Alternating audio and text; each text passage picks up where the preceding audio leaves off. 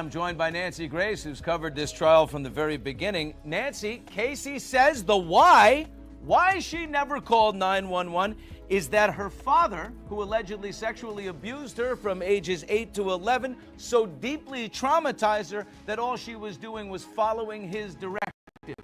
Does this change anything for you?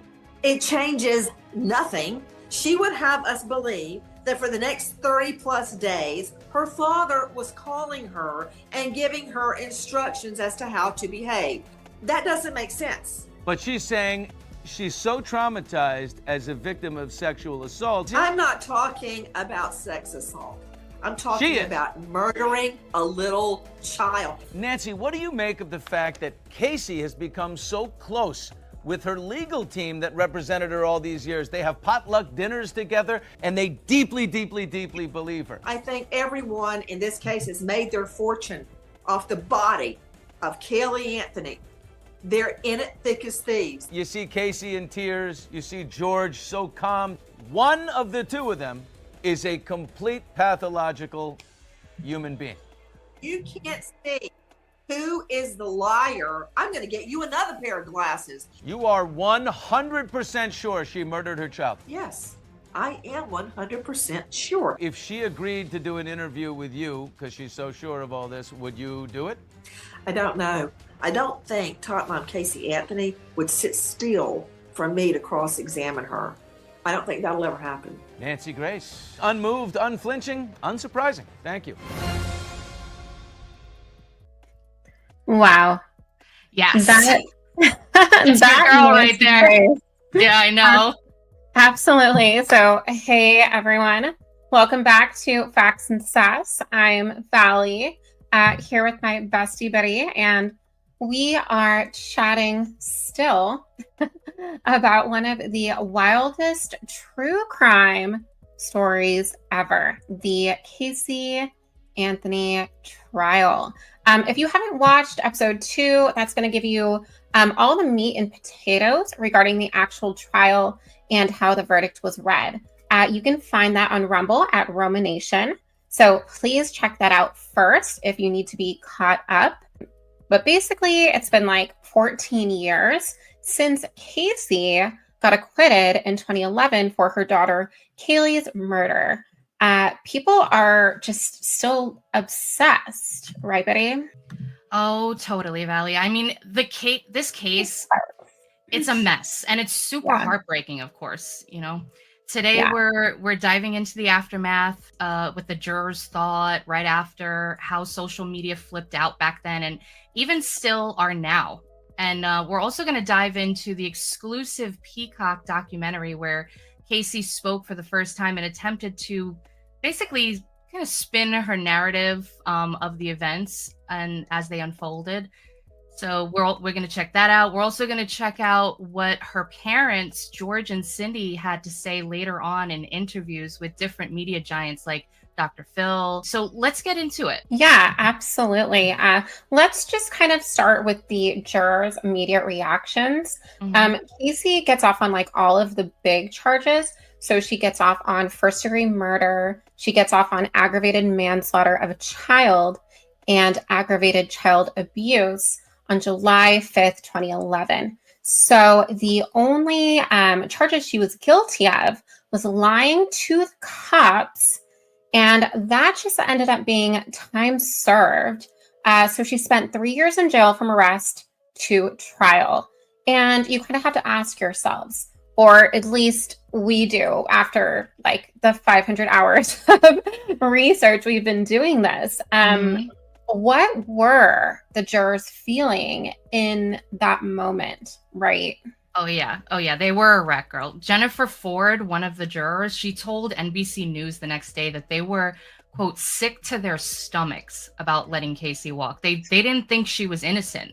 They just couldn't figure out how Kaylee died. And, you know, there was such a lack of hard evidence. We talked about that a lot in the last episode, that it was difficult to convict in good faith based on just circumstantial evidence. Jennifer was like, quote, "If you can't prove the crime, you can't decide the punishment," which I get it. And I see how that would make sense when you are responsible for sending or not sending someone to their death, which would have been the penalty if convicted on first-degree murder charges. So, you know, I get it. And it was a tough spot to be in.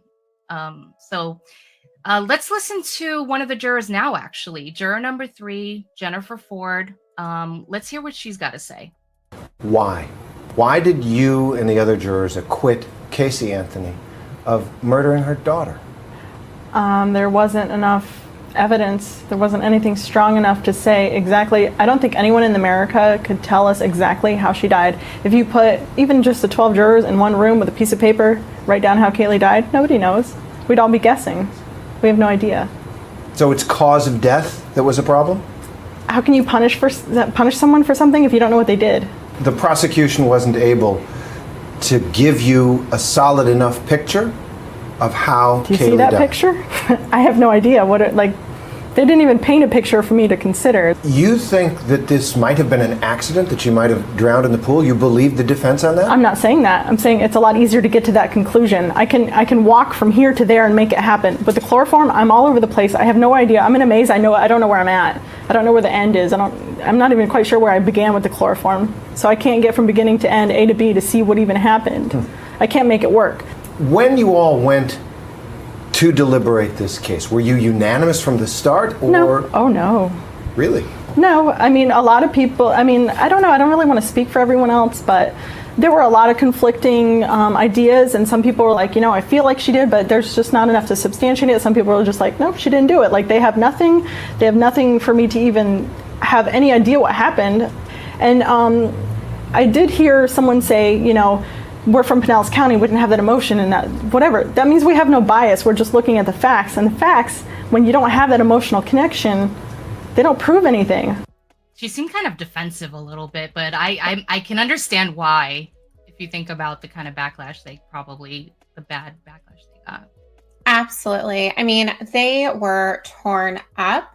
I did hear another guy. He was an alternate juror. I believe his name was Russell Huckler, who said like the same thing to ABC, like the prosecution just didn't prove it and there was just too much doubt.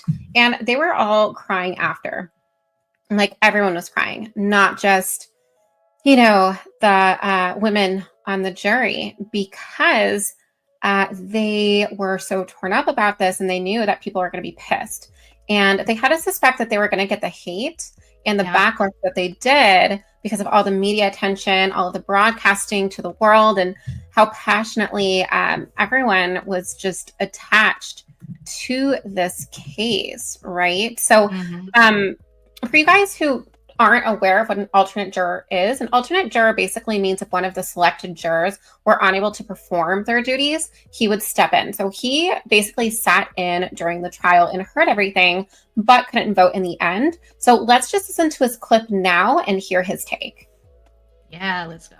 Guilty does not necessarily mean innocent. So does this mean you don't think Casey Anthony had anything to do with the death of her daughter? I think there was a horrific accident that happened, and that was covered up. I think the family knows more than what they've said.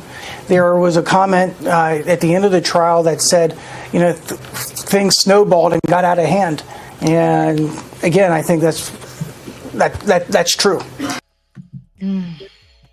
So we hear that phrase a couple times later in this episode about an accident snowballing out of control, things snowballing out of hand. And it seems like that figure of speech and that theory ended up resonating a lot with the jurors. Great point. Yes, it's kind of like they adopted it because that's what's in their mind, and that's probably what the deciding factor was. That probably hit home. Exactly. So there are two jurors we have highlighted to give you a perspective on their sentiments. There was another juror, we're not going to show you a clip, who told People a month later that they all thought that Casey was awful, like a horrible person. But just the evidence wasn't there. They even said that they got annoyed at the prosecution for acting all cocky. Remember when we were talking about the differences between Burdick and Baez in the opening statements, and how like Burdick was very confident, very like, kind of like went through the timeline very like very matter of fact. Very matter of fact. Yeah. And then Baez was very like passionate. He even started out by, thanking the jurors and stuff like that, which probably was a good move if you listen to this guy. So, and he says like, this juror says, that's probably what made them lean towards acquitting. Which I'm sorry, it's pretty nuts to think that you would consider the prosecution's demeanor as a fact in decision making if that's what this person was implying. But on the other hand, it is human nature, and not everybody can be the right person 100% of the time. People often use emotions to dictate their actions. We see that constantly, unfortunately. So it's just reality, in that regard. So then the jury foreman, he even came out and he said that they started at 10 to 2 to let her off on murder. Jennifer Ford was mentioning that, they weren't all agreement at first. Then they all agreed after 10 hours of arguing, which, at the end it became unanimous. But what about the judge? What do you guys think that he felt about all this? Let's listen to Judge Perry, who is asked about his take on the jury verdict, the trial, and even why he thought the jury came to their conclusions. So, and really quickly, I just wanted to think back to episode 2 when I was like, I don't think he likes Casey. I don't think that he believes that she's innocent. And you were the one that was like, I don't know. Like, I think he was just being very professional. Yeah, no, and like, it's not even that. Like, more for me, it's like, I know judges, they're not supposed to be. They're supposed to be impartial. They're not supposed to kind of have, because they do have to do the sentencing part. But again, it's human nature. So like, you're there, you're listening. Yeah. I mean, he came off impartial, but to me, my gut reaction, there were just like subtle cues, and I feel like from a personal standpoint, he thought she was guilty. But let's play the clip. Yeah. What do you think about the fact that Casey Anthony is finally speaking out, but in a documentary that seems to be tilted toward her version? That was the same crap that was floated at the trial, that the child somehow or another slipped out of the home, drowned in the pool. Mr. Anthony retrieved the child, brought the child in, and then took the child and dumped it in a swampy area like a piece of trash. Yet the jury, did they kind of buy that by acquitting her? I think the only indication we have of what the jury may have thought was one juror said that the state was unable to show how Kelly died. And that, to me, is a very important point. Not that they bought the story that was told by the defense in this case. It's more that there was a lack of evidence on the side of prosecutors, is what jurors were saying after the trial. Exactly, and the sad part about it, the state did not have to show how she died. That's not an element to be proven. They only had to show that she had in fact died and that it was a homicide. Were you surprised by the jury's verdict? The state of Florida put together a very compelling case. And like everyone else, I thought the state had put enough evidence on that if the jury believed it, it would sustain a verdict of guilty. Yeah, so he chose his words extremely carefully at the end there. He was like, if the jury believed it, he felt the prosecution, brought enough that if the jury believed it, that, that she was going to be found guilty. So he, because he's a judge, he has to choose his words very carefully. Nobody's going to know what's going on in his brain, but you can just kind of get that idea that he was like, what? Yeah. Like the fact that during his TMZ interview, he says something along the lines of, I knew that she was going to release this crap, is essentially his take on the ludicrous nature of the accidental drowning theory. The theory that the defense went with, right? And what put reasonable doubt into the juror's mind. Yeah, it's wild. And, she was found not guilty. They couldn't prove beyond a reasonable doubt, right? Benjamin Franklin, he said, he had like a quote about this. He said, that is better 100 guilty persons should escape than that one innocent person should suffer, is a maxim that has been long and generally approved. So that's the take on it. Valley, why don't you kind of give us a little idea about what reasonable doubt is? Yeah, absolutely. So reasonable doubt is just a standard of proof used in criminal law to ensure a fair trial for defendants. It requires that the evidence presented by the prosecution must be so convincing and clear that a rational person would have no hesitation in believing the defendant is guilty. If there is any significant doubt based on the reason and logic about the defendant's guilt, then the jury is obligated to acquit. And this is closely tied to the due process clauses of both the 5th and the 14th Amendments. Yeah, obligated. That's a crazy word.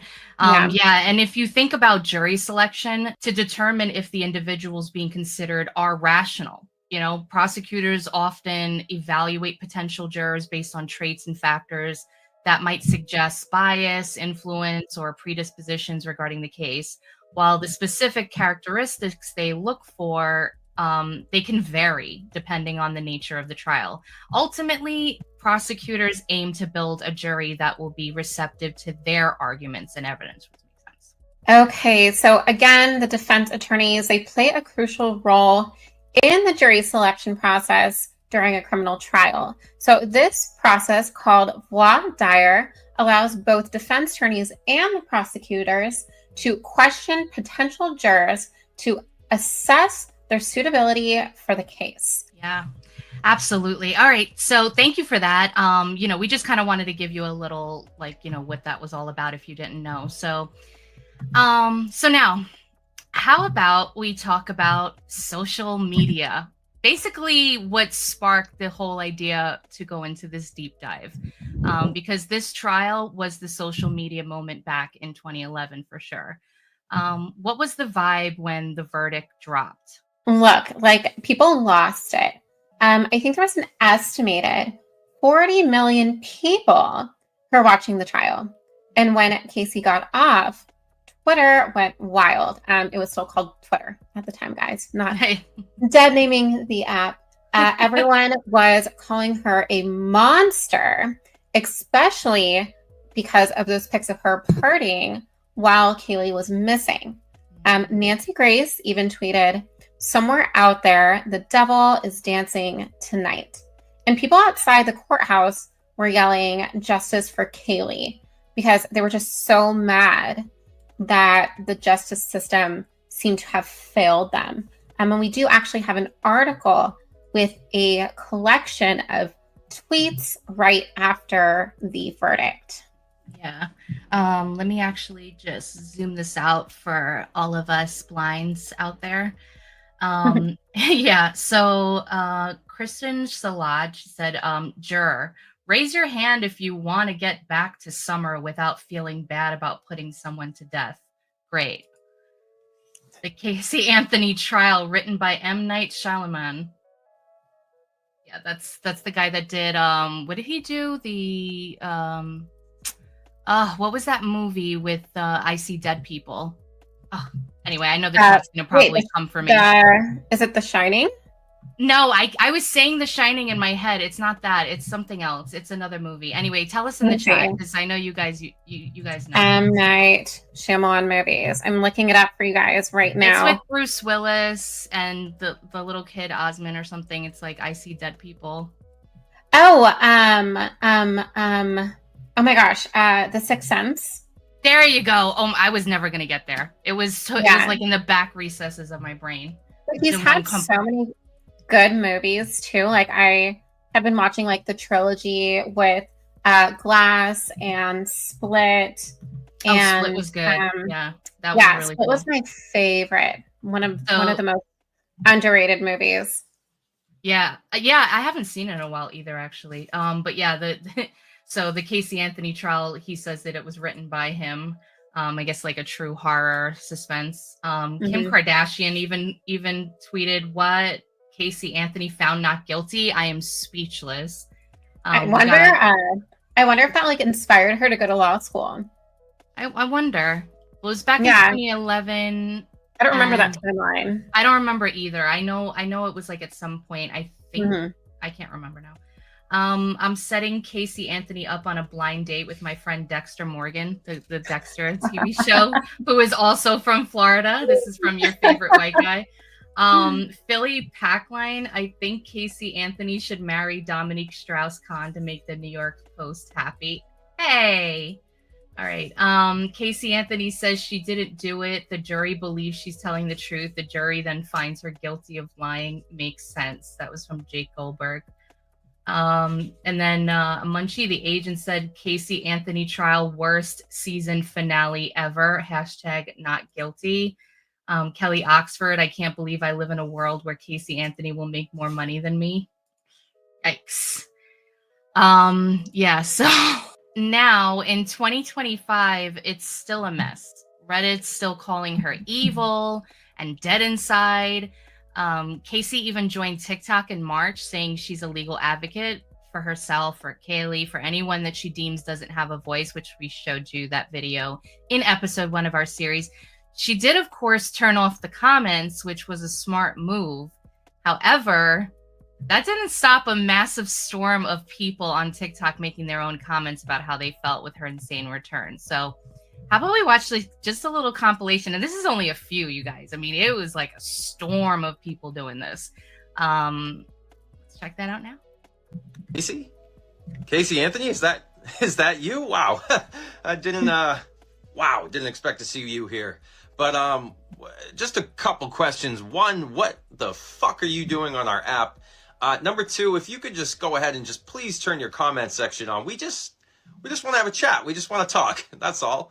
Wow, what the fuck, TikTok? Can anybody tell me why fucking 35,000 of you, actually over 35,000 of you, hit the follow button on this bitch's page? Like, be so fucking for real.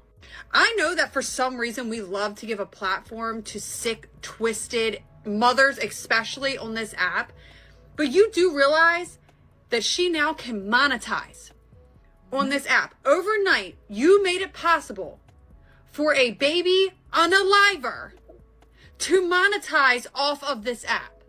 How's it taste, motherfucker?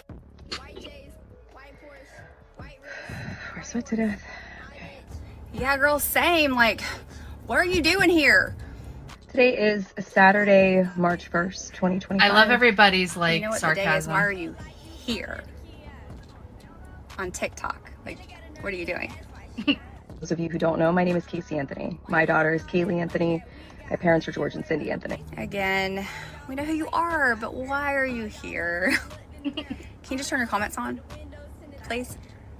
I want to ask you something.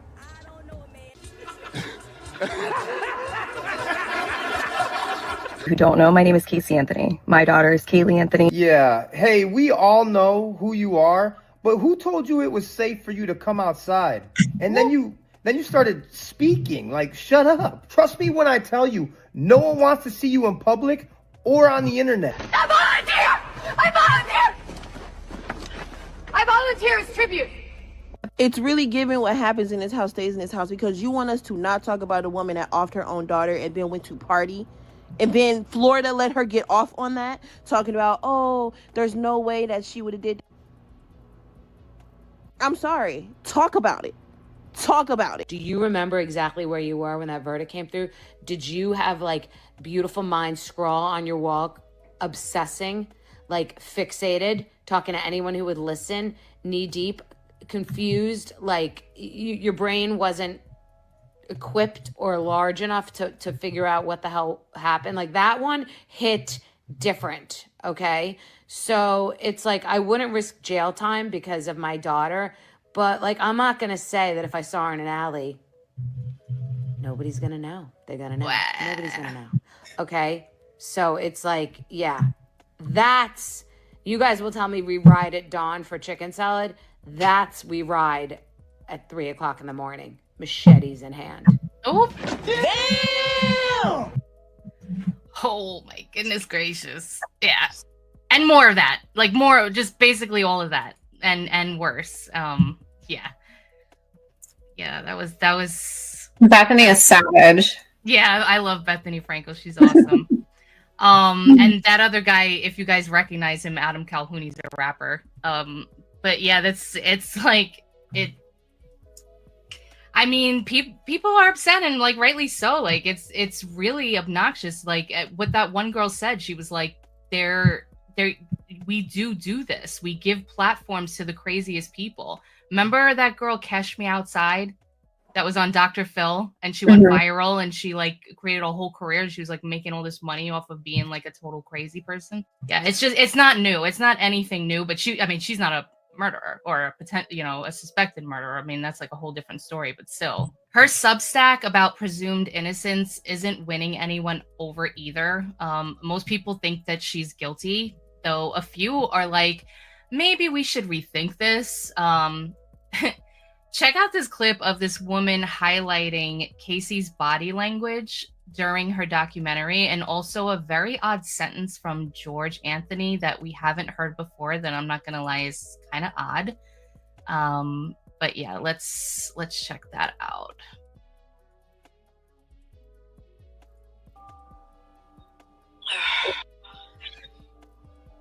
So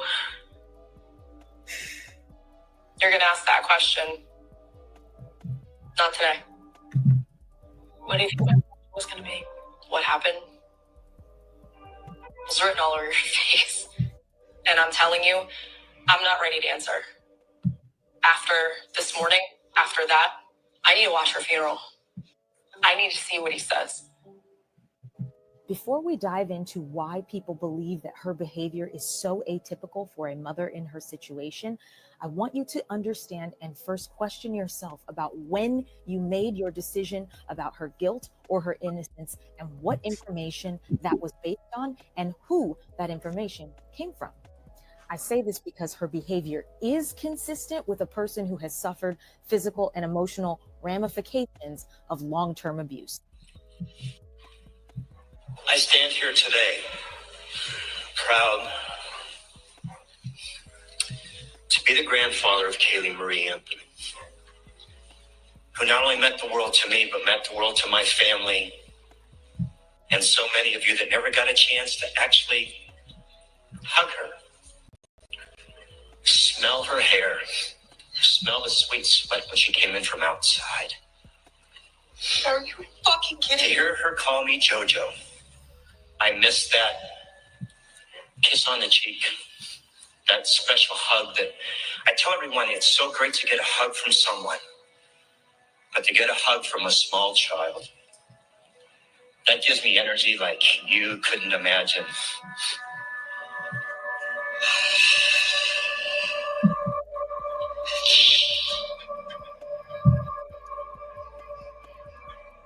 That's not normal. Nothing about that is fucking normal. You're outright telling the world that you're... Now feel that feeling that you feel in the pit of your stomach right now.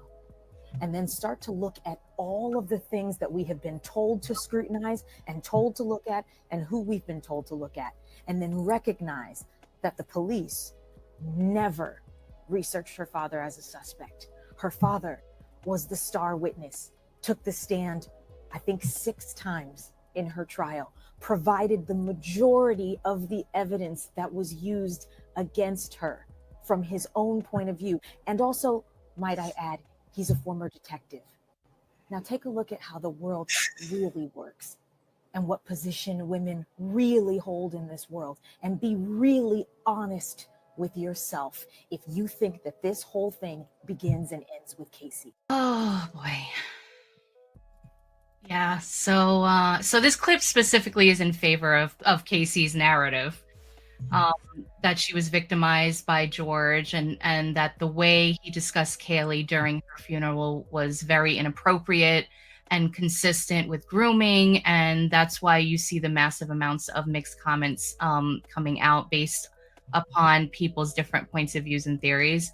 I'm not gonna lie though, like when I first heard that, I was just kind of like, it's an odd thing to say, but that still doesn't prove that George is a pedophile. Like it doesn't prove that. It is kind of like something that's kind of comes off a little off-putting, but again, it doesn't prove it.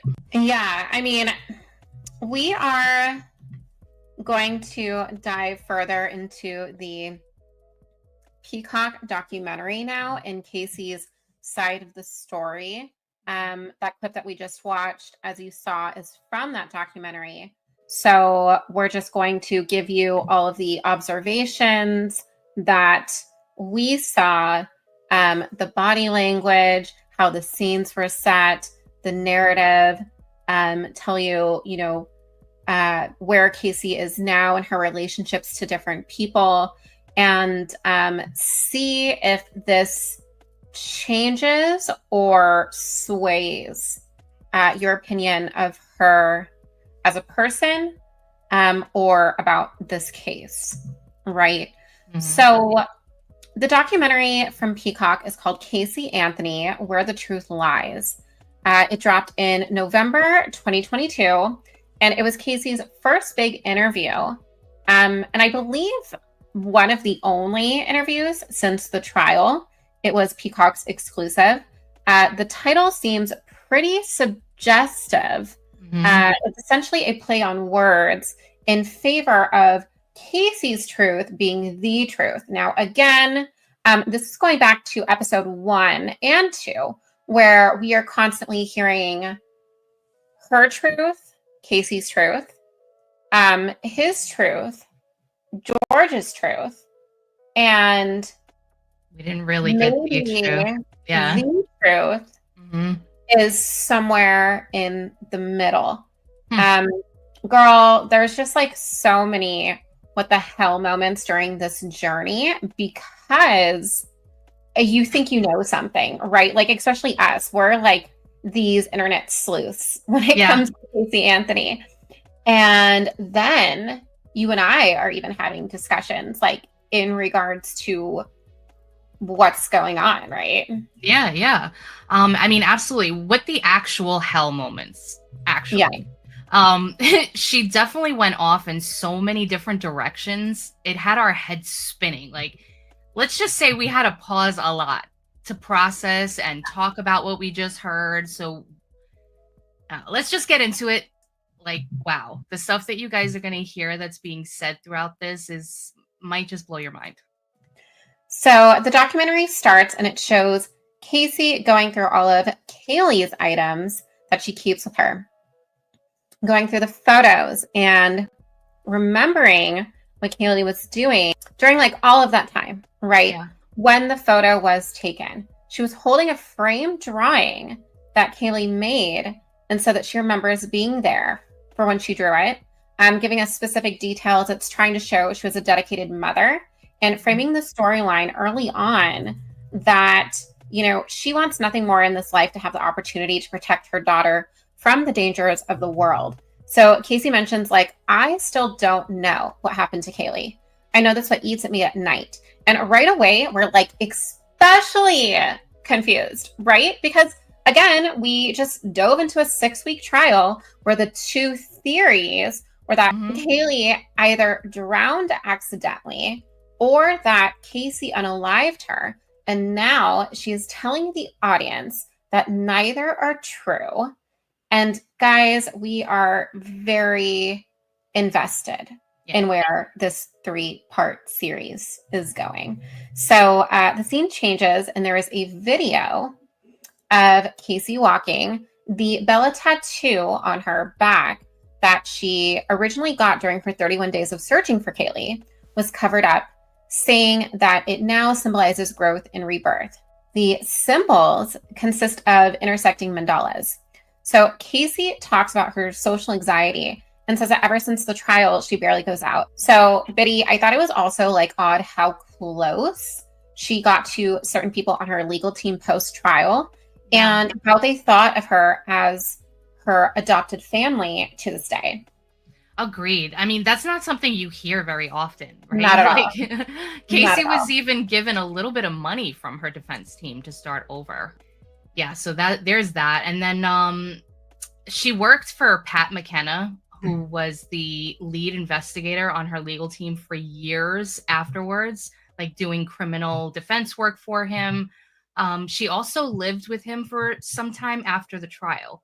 He said he fully trusts her with his research, with his invoices, which is kind of odd because remember she had that felony charge for stealing money from Amy Huizenga, and never caught her in any lies in the 10 years having her work for him.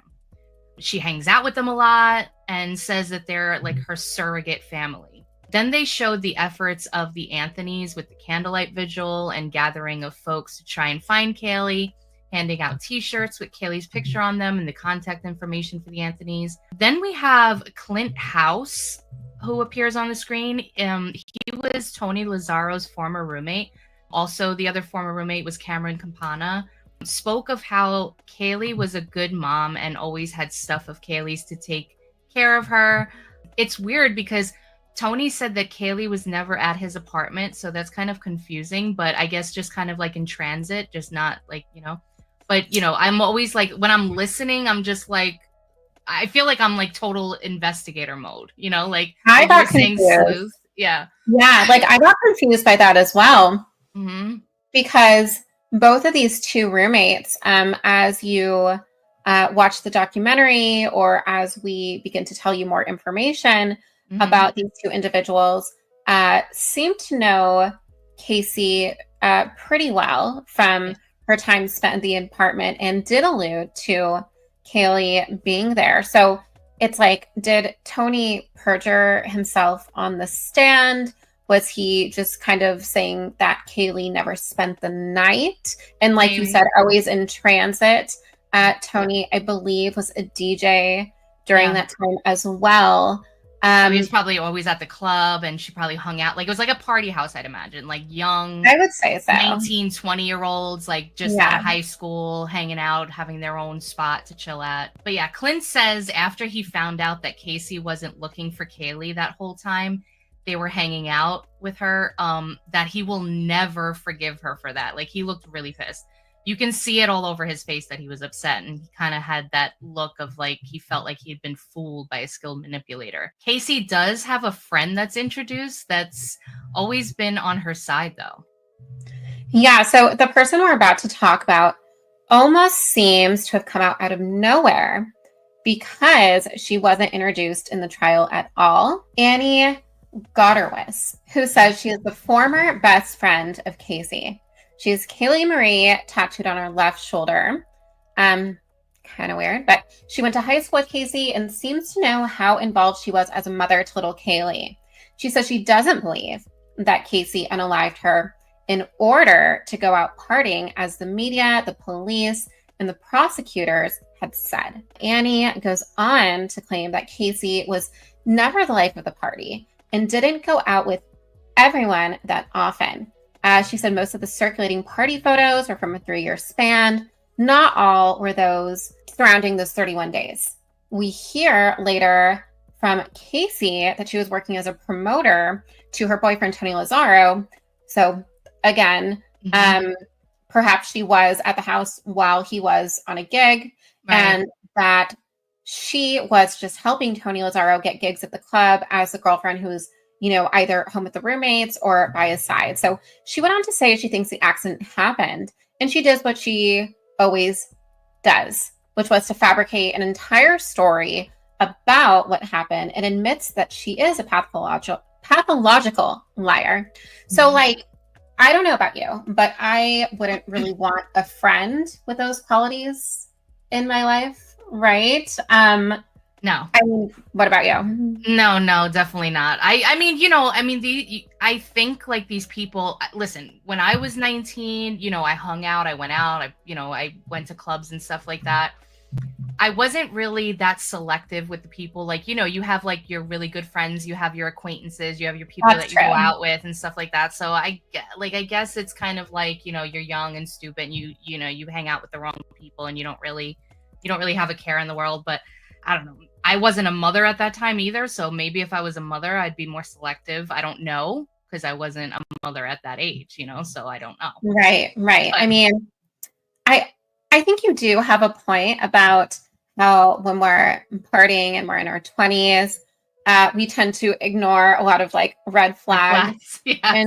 in our friends. But like Yes. Amy's still saying, despite Casey being a pathological liar, that she was a good person. So I was a little bit thrown off from that, I'm not going to lie. But Casey does mention in a clip following this that Annie was the one that lived at the Sawgrass apartments. So those are the ones that she had originally said belonged to Zanny the nanny. And that Casey said when she lied, there was always a part truth. So they're kind of like white little lies. Yeah. Right? Remember that part too. I think, I don't know if it was in episode 1 or episode 2 now. Everything is kind of like bleeding into each other. But there was a part where, remember, she was like talking about what she was saying to the cops, and she was saying like, you go over this speed bump, and then you're like, and we were just like, wow, that is like oddly specific. Did she like go there and kind of like scope out the area as like that was the place that she was going to say Zanny is? But now it makes sense because she had somebody there, like, which also is like kind of weird that like the security cameras, I don't know. That's just like, see, this is what happens, folks. Like, this is like we go through things, people say stuff, and then we're like, hold up. And then we go down this like rabbit hole to try and see if they're lying or not. Anywho, continue. I just remembered that. Yeah. So, I mean, again, she talks about being investigated by the police, that she was numb during this time, trying to just recount different things and stay within the lies that she told, basically. She said she didn't trust cops. She was frightened. She was scared. She was trying to keep up with the lies as long as she could. And she said that she cannot justify her actions other to say that she was doing what she was conditioned to do, and that this was all a part of George's plan, and to stick to the plan. And if she did that, she would see Kaylee when George gave her the okay. So believe me, this theory gets even more bizarre. Casey is alluding that she thought now Kaylee was alive for those 31 days and under the capture of George. And for whatever reason, she had to like prove to George that if she like obeyed his instructions, she would get It almost makes me want to go back and like watch her actions in the trial of like the things that she claims happen now, and just kind of look at her face. You know how like you get somebody to like lie so you can see what their face looks like, and then you get them to tell something that you think they're going to lie about, and then like if they're telling the truth, then you kind of see like the different facial expressions to see if you can find like a tell of their lie. Well, it's like that girl who did the TikTok. I'm wondering if someone has, challenged her, or if she did a video dissecting the nonverbal cues during the trial with both Casey. Well, Casey was never on the stand, but those angles of showing Casey's reactions when George is on the stand, or when Jose Baez is alluding to George Anthony, grooming and assaulting Casey over these years. That would be really interesting to have like one of those interpreters post their findings on that. So yeah. So if you guys are listening and you're body language experts, please go check that out. Let us know. Yeah. So Casey, she does also talk about like her upbringing and the stress that both parents put on her to upload a picture perfect family image.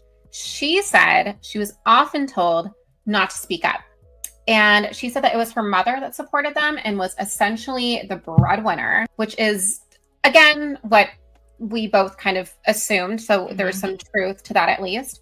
And she also brought up that George stole $60K from Cindy's retirement fund and lost it all while he was gambling, but lied and said he lost it from a Nigerian Ponzi scheme. Yeah, we all heard of those, though. I mean, those were a big thing back in the day, not gonna lie, but like they still are a big thing, but like instead of, going to your AOL account, they're now slipping into your DMs, right? Oh, yes, that's true. Yeah, so regardless, if we do believe this narrative, it does show how irresponsible George was and why Cindy often seemed to take the reins in these type of situations. So Casey goes on to talk about how distressed she is at night, and those flashbacks are like legitimately wild, Biddy. Yeah. Oh my gosh. So Casey said she doesn't sleep well, that she has very clear flashbacks and nightmares, saying she had a nightmare the night before filming that her father was holding her down and basically assaulting her. She said that she was 8 years old. Her father used to come into her room and abuse her and told her she couldn't tell her mother because her mother would be mad. She said that her father stopped around 12 years old, and that's when her brother Lee started until 15 years old. Gosh, it's like saying Lee never actually like fully assaulted, like went all the way, implying it's kind of other things. It's kind of odd, though, unless it is a form of Stockholm syndrome, which is a thing, but I just find it weird that her and Lee seem to be so close, and she would confide in her brother. And so is it Stockholm syndrome? Is it lying? Is it, I don't know. Yeah, Casey talks about her mom, Cindy, saying she remembers growing up, and Cindy was extremely controlling. We said that, we saw that, that she was also trying to hide the truth about their family, put on a facade to the world. She would always control what she wore, saying she had to be this perfect little girl even when she wasn't a little girl anymore. Then they have Casey watch a clip of an interview with Cindy and George and starts to say she learned by example of watching her father lie and steal, and that's why Casey did the same. Casey was asked why she took the money from Amy Huizenga, and right away she was like, it was a huge mistake. She's saying like she lied and manipulated everyone around her to hide the awful truths. And she should have just said she needed help, but she didn't know how to say that. She just tried to handle everything on her own. Casey's asked about the infamous tattoo as well that she got, the Bella Vita, which means beautiful life. We say that.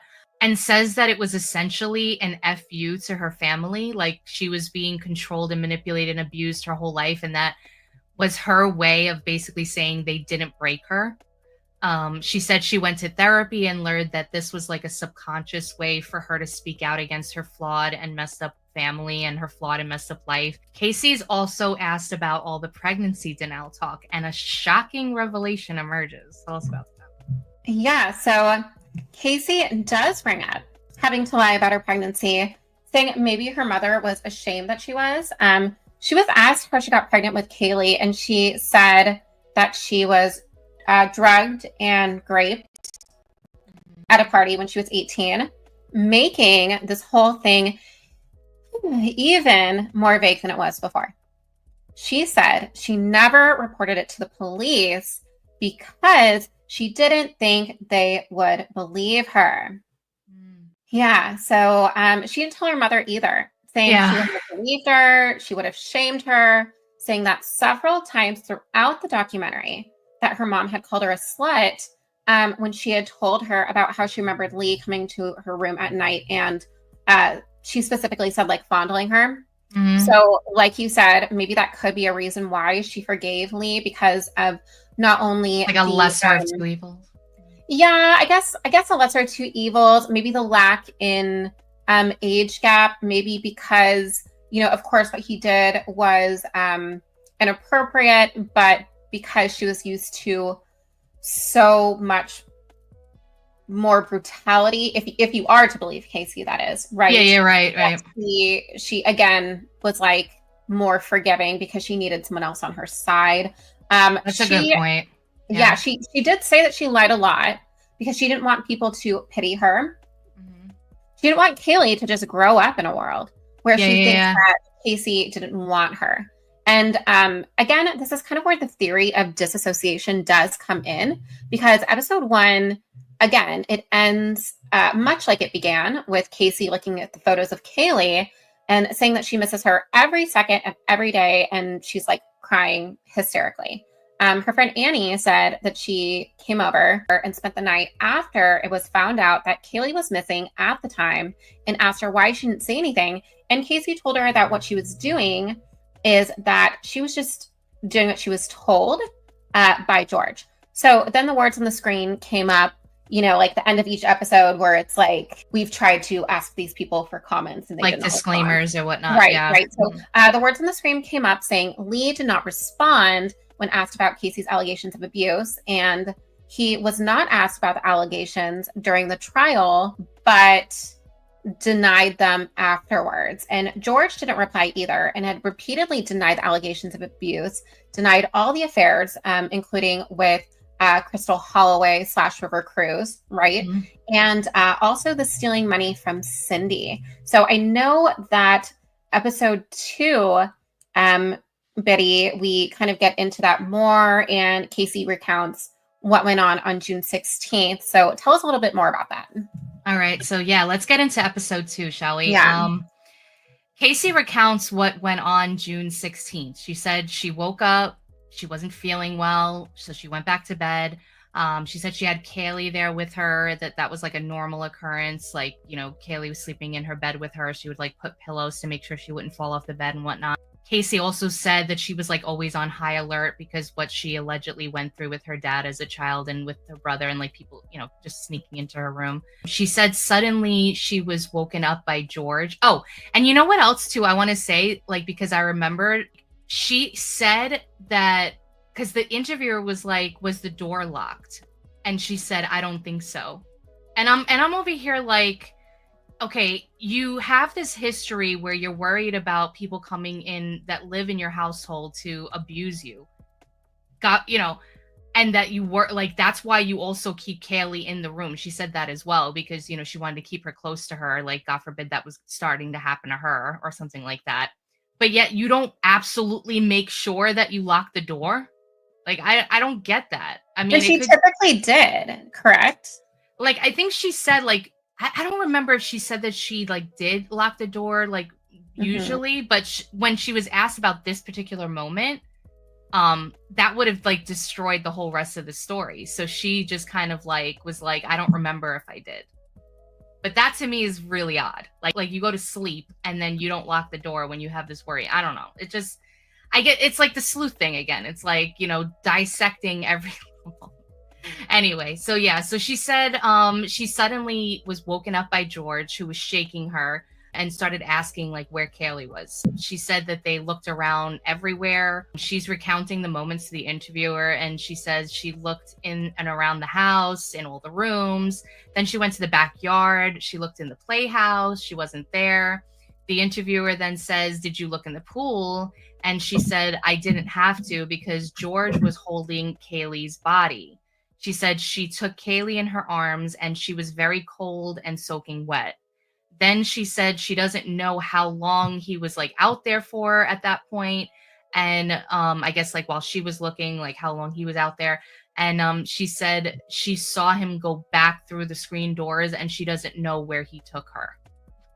So guys, are you with us right here? Because I'm just like, everything is like all over the freaking place. Like, and let's just chalk it all up that she has like this like damaged brain and like everything can be true at the same time. Like I get it. Like everybody has mental issues. Like we all have like something going on, but it's just like, you can't have that as like the excuse for every little slip up, every little like all over the place. especially since when you hear what we talk about later on with her examination by psychologists. So she says she feels guilty because she kept protecting the person who hurt her, and stuff like that. There's Robin Adams that we brought her up in the other episodes, the one who came out to say that Casey told her about knocking Kaylee out with the chloroform. She was like basically Casey's friend in jail, was retelling the times when they exchanged letters and wrote about the sexual abuse from her dad and brother.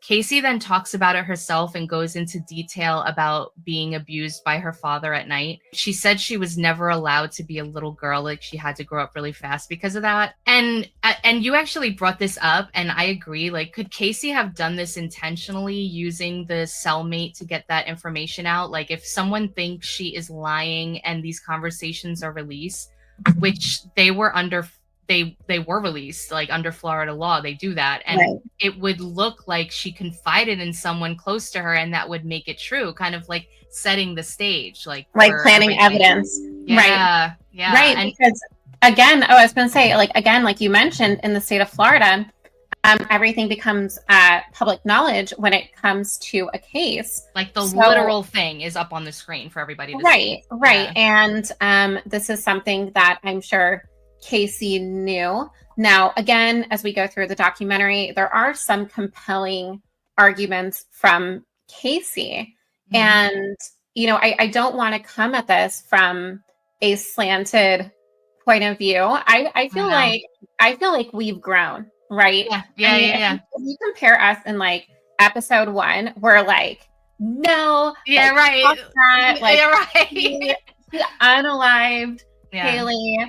And then we're going through the trial and we're like, okay. We see how like she got acquitted, kind of thing. We like not necessarily that she's innocent, just kind of like, wow, the prosecution dropped the ball. Wow, Cindy did a lot of flip-flopping. Right. Wow, like this is like, we get it, Right. Like it was almost as if, Cindy was working as a double agent. And we do have some clips from Dr. Phil later on where he essentially calls her out for being this double agent, and seemed to be working more for the defense than as a prosecution witness. And so again, we understand that with very circumstantial evidence and a lack of hard evidence, sometimes it is quite difficult to convict someone. It is easier to acquit. However, people have been convicted for less. So, moving along, we kind of see where evidence looks like it's been planted, where things shifted, where people dropped the ball. And again, like you mentioned, Robin received this letter as a cellmate of Casey. They weren't direct cellmates because, again, Casey was in solitary confinement, right? Yeah, and that's what that CO got in trouble for, I think. Right, for getting involved in like passing the letters back and forth? So, yeah, because Robin Adams, when she was talking about this, she said something about how like she would put the letter in a book in the library and then kind of like motion to, like they would motion to each other and they would kind of like slip notes that way. That's crazy. I know. So Casey first informed her defense team, mitigation specialist Janine, who would visit her in jail. So she came out to her and told her about the abuse. Casey said that Janine was like very disarming. She used that word a lot, actually, in this documentary. She did, yeah. And it allowed her to open up and spill the beans on her experience that she would normally not share with anyone. Then we have Jesse Grunn, who comes on the screen. He testified in court that Casey told him about being abused by her brother. Casey said she never told Jesse about her father's abuse. He never brought it up. And that's why, because she says she never told him about it, that it was a harder story to tell what happened with her father, because it was, if it did happen, it was like a lot worse than whatever happened with Lee. So Casey then mentions that she eventually told her mother when she was 19 about what her brother did to her. And her mother said, "So that's why you're a whore." Saying that's something her mother would do, that she would blame her for everything, even something like this. She said that's why she ended up never telling her mother about what her father did, which I mean, it all like, listen, if it is true and like all this stuff is true, it like it gives a good argument. Like she gives a good argument for different things in certain situations. So then there was a clinical psychologist, Dr. Harry Kropp. That's what I was like referring to earlier. He went to visit Casey in jail to examine her psychological state. He said he needed to understand if she was telling the truth or not. He said he gave her an MMPI test to diagnose her. And an MMPI test, it evaluates psychological conditions, personality structure, emotional functioning. He said there were no signs of psychosis, that she was not a sociopath. She didn't even have disorders, he said. He said he did believe that Casey Anthony was abused, and that every time she talked about it, that she was fairly detailed about every instance of the abuse. And Valley, I remember you mentioning that these tests can sometimes be very flawed or the criteria is flimsy. Yes. So I was like, all right. So I looked it up, and there are essentially some like, well, this is like what the internet says. Like I'm sure like if you're like in first person situation with it, you might have your own views, but supposedly there's like strengths to it and weaknesses from the consensus. There's the strengths are like there's extensive research base, it's high reliability and validity, comprehensive assessment of psychopathology or the study of mental disorders. Then the weaknesses are that it's a lengthy administration that they would like take a long time to complete due to their complexity, scale, or the amount of effort involved. There's also a potential for misinterpretation without expertise. So like just because you're a certified psychologist or you have that doctor title, that doesn't necessarily mean you're a full-on expert in everything. I mean, and I have to say, I do have some friends that are in the psychology realm. They've admitted to me that these tests are often flawed, that a lot of things are subjective, that medications, when it comes to psychiatric disorders, are often guess and test because you are unable to perform a brain scan and figure out someone's diagnosis. So, there are things that can all come into play. Yeah. Right, correct. And like you've also seen cases where there have been known killers that have passed polygraph tests. Ooh, you just gave me the chills because I was thinking of that guy Ramirez or something. Yep. Right? Yep. Yeah. Oh my God, I got the chills all over. No, but it's so crazy when they're able to manipulate all these things like polygraph tests and these other kind of tests. And like I think the human being is just so complex, especially when you're talking about the brain, especially. And this is like the other thing that they said about the weakness. It may not capture situational factors like physical context or social context, different things that are around the person that might have something to do with their behaviors or how they react to certain things. So I mean, my thing is, if you are able to mask certain behaviors long enough, I feel like that could skew tests in regards to diagnosing personality disorders on a wide spectrum, right? Yeah. I totally agree. Yeah. So basically, if used correctly with a disciplined, trained eye, they might be beneficial. However, the interpretation of the results, if viewed without knowing all the information that we just went over, can skew the diagnosis that is determined. The way I see it is that should be used maybe as like a jumping off point for further analysis and not an end result. Like case closed. Like we did the test, she passed, she's good. Like, no. Sorry. I don't think that. Yeah. So, Casey brings the Peacock crew to the outside of Tony's house. And, again, you talk about how she spent a lot of time here. She was here for the 3 weeks out of those 31 days after Kaylee's death. She said she was instructed by her dad to be as normal as possible, to get out of the house, whatever. Then she says out of nowhere, during those 31 days, she genuinely believed that Kaylee was missing and still alive per George. So bizarre to me. Yeah. Because if you visualize the scene and you visualize that Casey is looking at her daughter in George's hands, she's heavy, she's cold, she's soaking wet from the pool.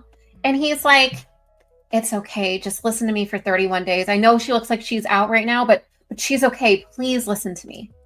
It doesn't quite pan out. Yeah, and you think about like what happened that night. She hung out with Tony and went to Blockbuster. Right. And it was like chilling, like right. And so this makes me think there is a third truth, because this narrative just seems too flawed.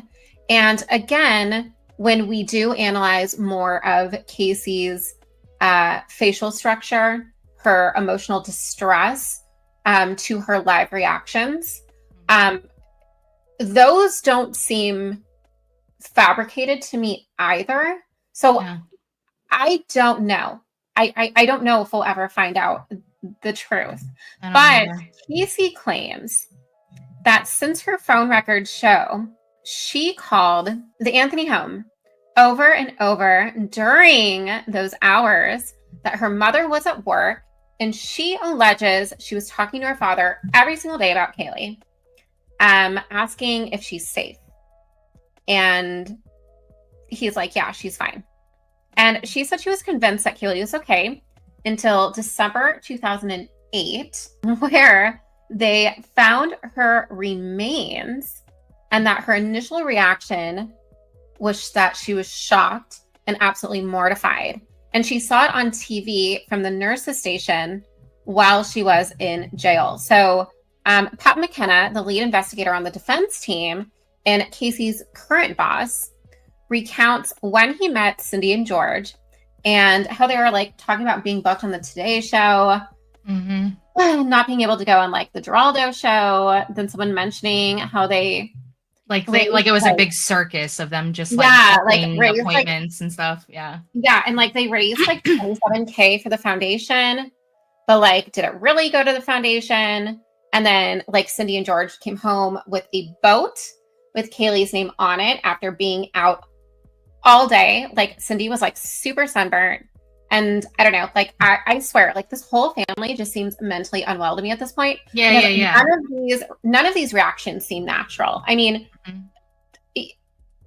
it's basically like what Nancy Grace said in the beginning, that so many people made money off of the body of this little girl. Right. So James Cheney Mason, the defense attorney, started to talk about his relationship with Casey. He said he represented 350 clients that were charged with criminal offenses, and that Casey is the only one that was invited into his house.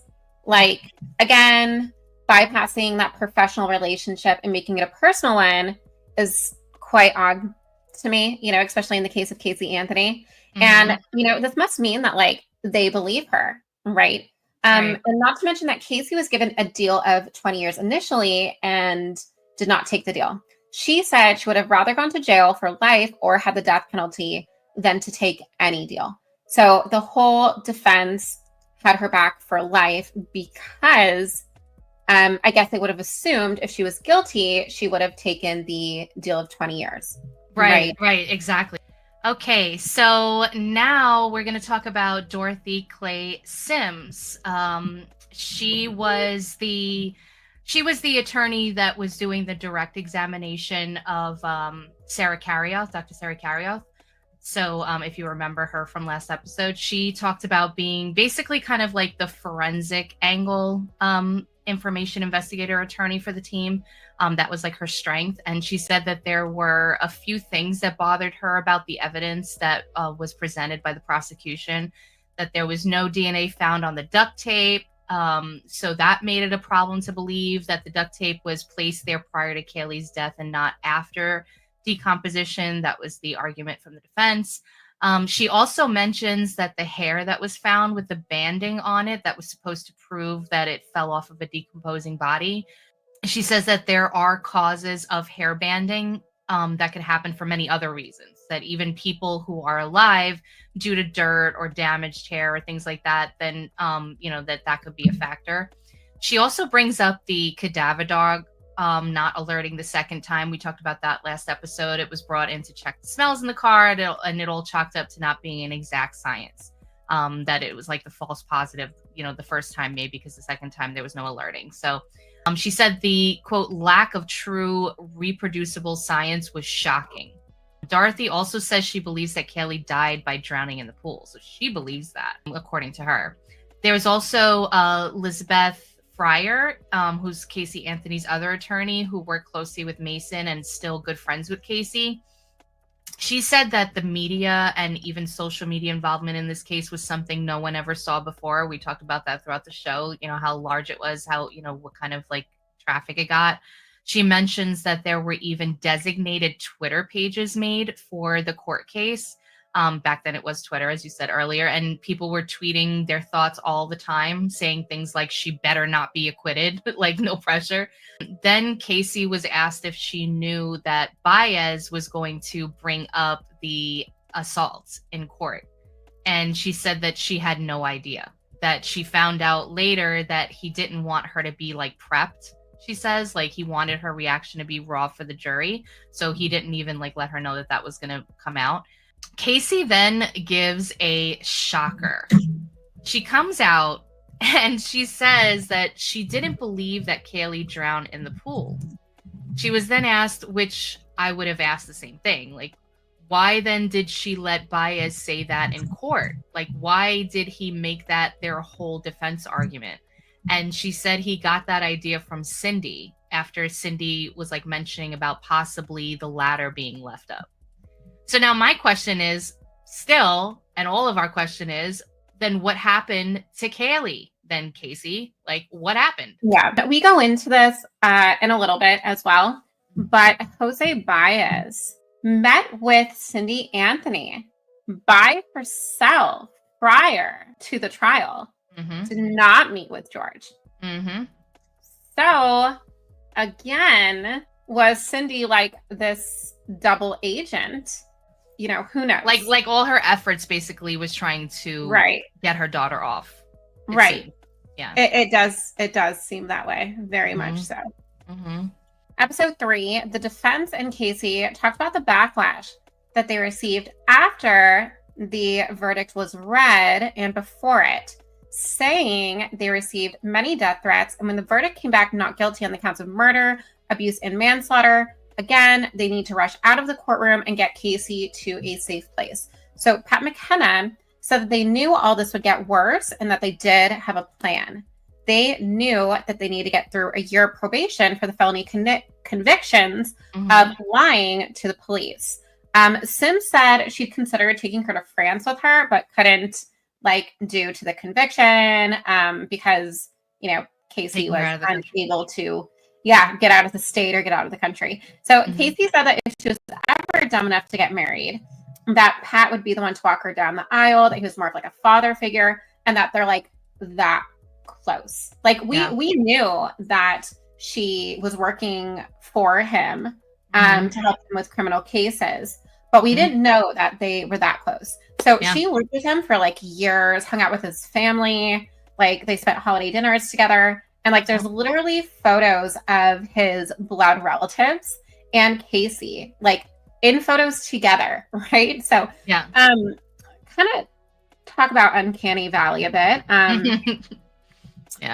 and Fryer, when asked if they ever asked Casey, which actually happened, both said they want to respect her privacy and not want her to implode, just kind of push her over the edge by asking about what actually happened to Kaylee. Spoiler alert. Due to the nature of the documentary, Casey does end up telling Pat what she believes actually happened. We already know, this far in, what she believes happened, but for years, again, she did not tell Pat and Fryer due to those repressed memories, according to Casey. So we talk about Clint House, which is, again, Tony Lazzaro's former roommate, who said that Casey had them all fooled and jumps in on a popular fan theory about what really happened to Kaylee. If you want to play the clip there. Absolutely. Story broke and the nanny's name got dropped, Zanny the nanny. I stood up and said she was using Xanax to babysit her kid. I fully believe that Kaylee was overdosed with Xanax. Did you ever give Xanax? No, Kaylee? I never gave Kaylee anything other than cold medicine when she had a cold. That was some concocted bullshit story, whether by the media or someone affiliated. Trying to piece things together that don't fit into anything because they don't exist. None of that is real. I never saw Casey with Xanax. I never saw her give Kaylee any Xanax, but just the fact that Zanny the nanny was said just sent a light bulb off in my head. Two of the people that I feel the worst for is Cindy and George. George and I exchanged a couple of emails. I couldn't even begin to understand what it would be like to not only lose your grandchild, but to lose your child at the same time too. Yeah. He starts out there and kind of like, you know, changes his tune a smidge like towards the end of the interview. But now Casey, she starts to give us a deep dive into her mind and she explains what is going on in there. She says she often puts memories into boxes and they had this kind of like animated, you know, this like animation thing that they put together of like a person with all these boxes swirling around and, you know, to kind of paint the picture. She says that these boxes are to protect her, but it stops her from really dealing with things. When she was finally able to explore each of those boxes, no matter how painful, it allowed her to work through some of that. But now she said she is grieving all over again, kind of like opening up an old wound as more information is being recalled. She said that she still doesn't know what happened, implying that she repressed all of her memories to protect herself and that she cannot recall exactly what happened. She still says George was the one who did it, and she asks why he pinned it all on her. They played the video of George and Casey talking while she was in jail and saying to her that it will all be over soon, and she believes she needed to continue listening to her instructions. Another word that she used quite often, implying George was controlling her every action. Casey watched an episode of December 10th, 2008, where George and Cindy were on Larry King, and he said his daughter was innocent and didn't believe she could hurt anyone. Now, remember, that's a day right before the remains came out, and of course, it would have been pre-recorded, but however, the next day is when Kaylee was found, which makes sense. Why would he change his tune on how he felt about his daughter being involved? Because they found Kaylee with the blanket and tape, etc. Yeah, so she's like trying to say that he flip-flopped because 2 months before this interview, he testified in front of the grand jury in October, which after that in the indictment, they charged Casey with first-degree murder. After the indictment, Casey was able to listen to the videos of George talking with the police. Mason, Casey's attorney, then says that when George testified before the grand jury about Casey, those testimonies stay confidential. So they will never know what he actually told them, only that it ended up most likely helping the state indict Casey. Pat says he believes that George was playing on his former cop persona, like when George was talking to the cops and was saying things like, we got to figure this out. What's the missing piece? As if to imply that George was like redirecting the focus from himself and trying to come off as someone who was being transparent and helpful. And Pat then says, like, you're the effing missing piece, George. Like that, you know, he cursed and everything. Then Pat points out that they never really investigated George either because they felt he was a good guy and a doting grandfather and father, to which he says that they shouldn't have eliminated him due to only those factors and should have checked into him more, which I agree because if he was guilty, then we would know, but also it would leave us with less questions. Like, there's just so many questions now still up in the air. Like, I think every single one who was involved should have given all of the evidence over, like to just clear themselves. So we can move on and actually focus on who actually did something. Yeah, I agree. There is one citizen journalist I want to talk about who, kind of had like the same thought as you did, right? We introduced Kristen Patton, who's a citizen journalist, blogger, and author. She went down the rabbit hole to find out what exactly happened to Kaylee, and feels like the mainstream media was way too kind to George, which, again, we both agree. Like, he was trying to be one of the guys with the cops, but then also saying that he was the grieving father and grandfather. And she, says that George Anthony was actually pretty inconsistent with his media appearances as well, and that the media was just not picking up on it, as opposed to Cindy, who everyone seemed to have an opinion of.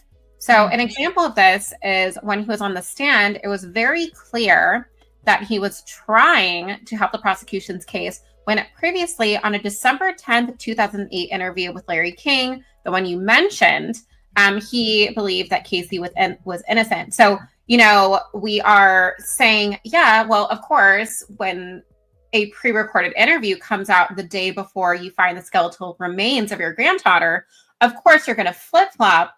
But again, Kristen Patton thought that it was odd that nobody was calling him out on this. The interviewer asks Clint House if he believed the sexual abuse allegations that Casey had claimed against George.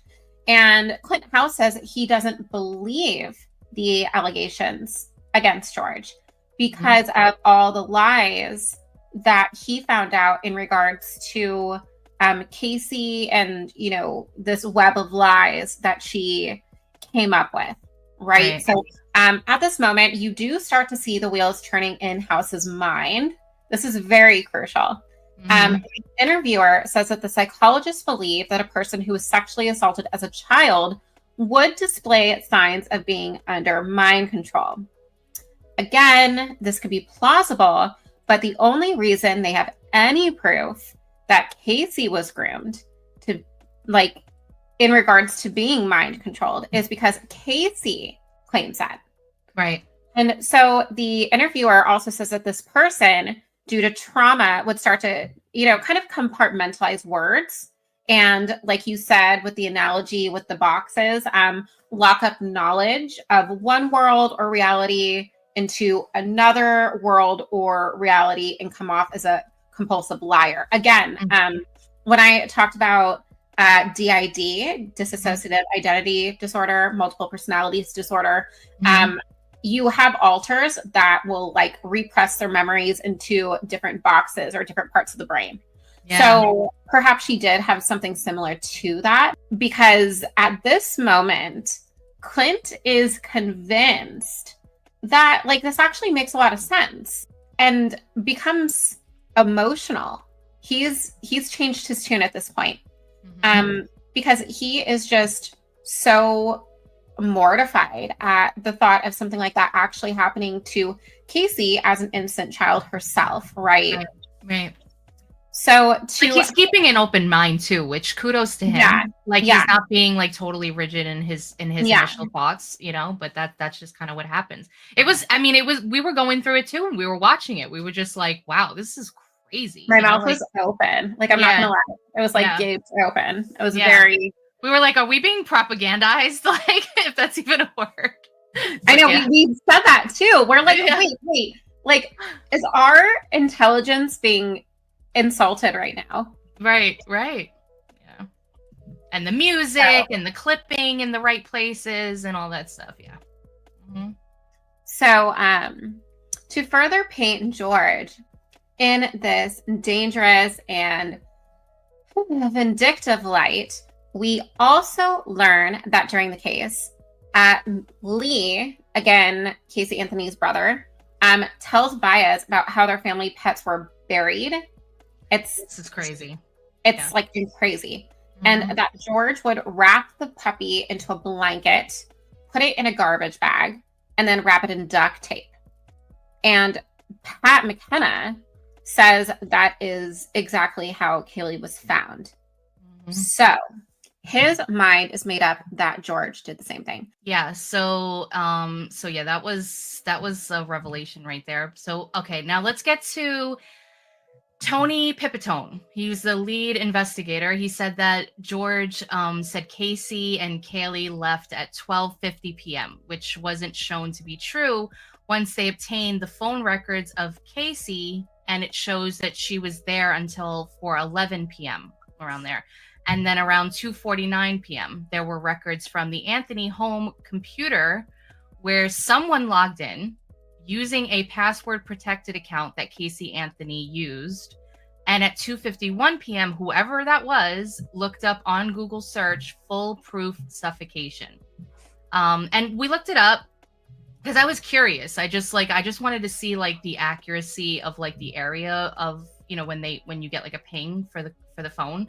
So I looked it up, and on the internet, there's no proof to state that George signed in to work that day at 3 p.m. for his shift or not, which I would think the prosecution would have verified. Again, another thing that like you should just kind of like get everything out of the way that might have been contradictory, but there is no proof. They didn't subpoena like anything from him. Yeah, that's what I mean. So like I think that was really a dumb move. But right, so there's no proof to find out for ourselves, because we looked. I mean, maybe we didn't dig hard enough, but like I looked.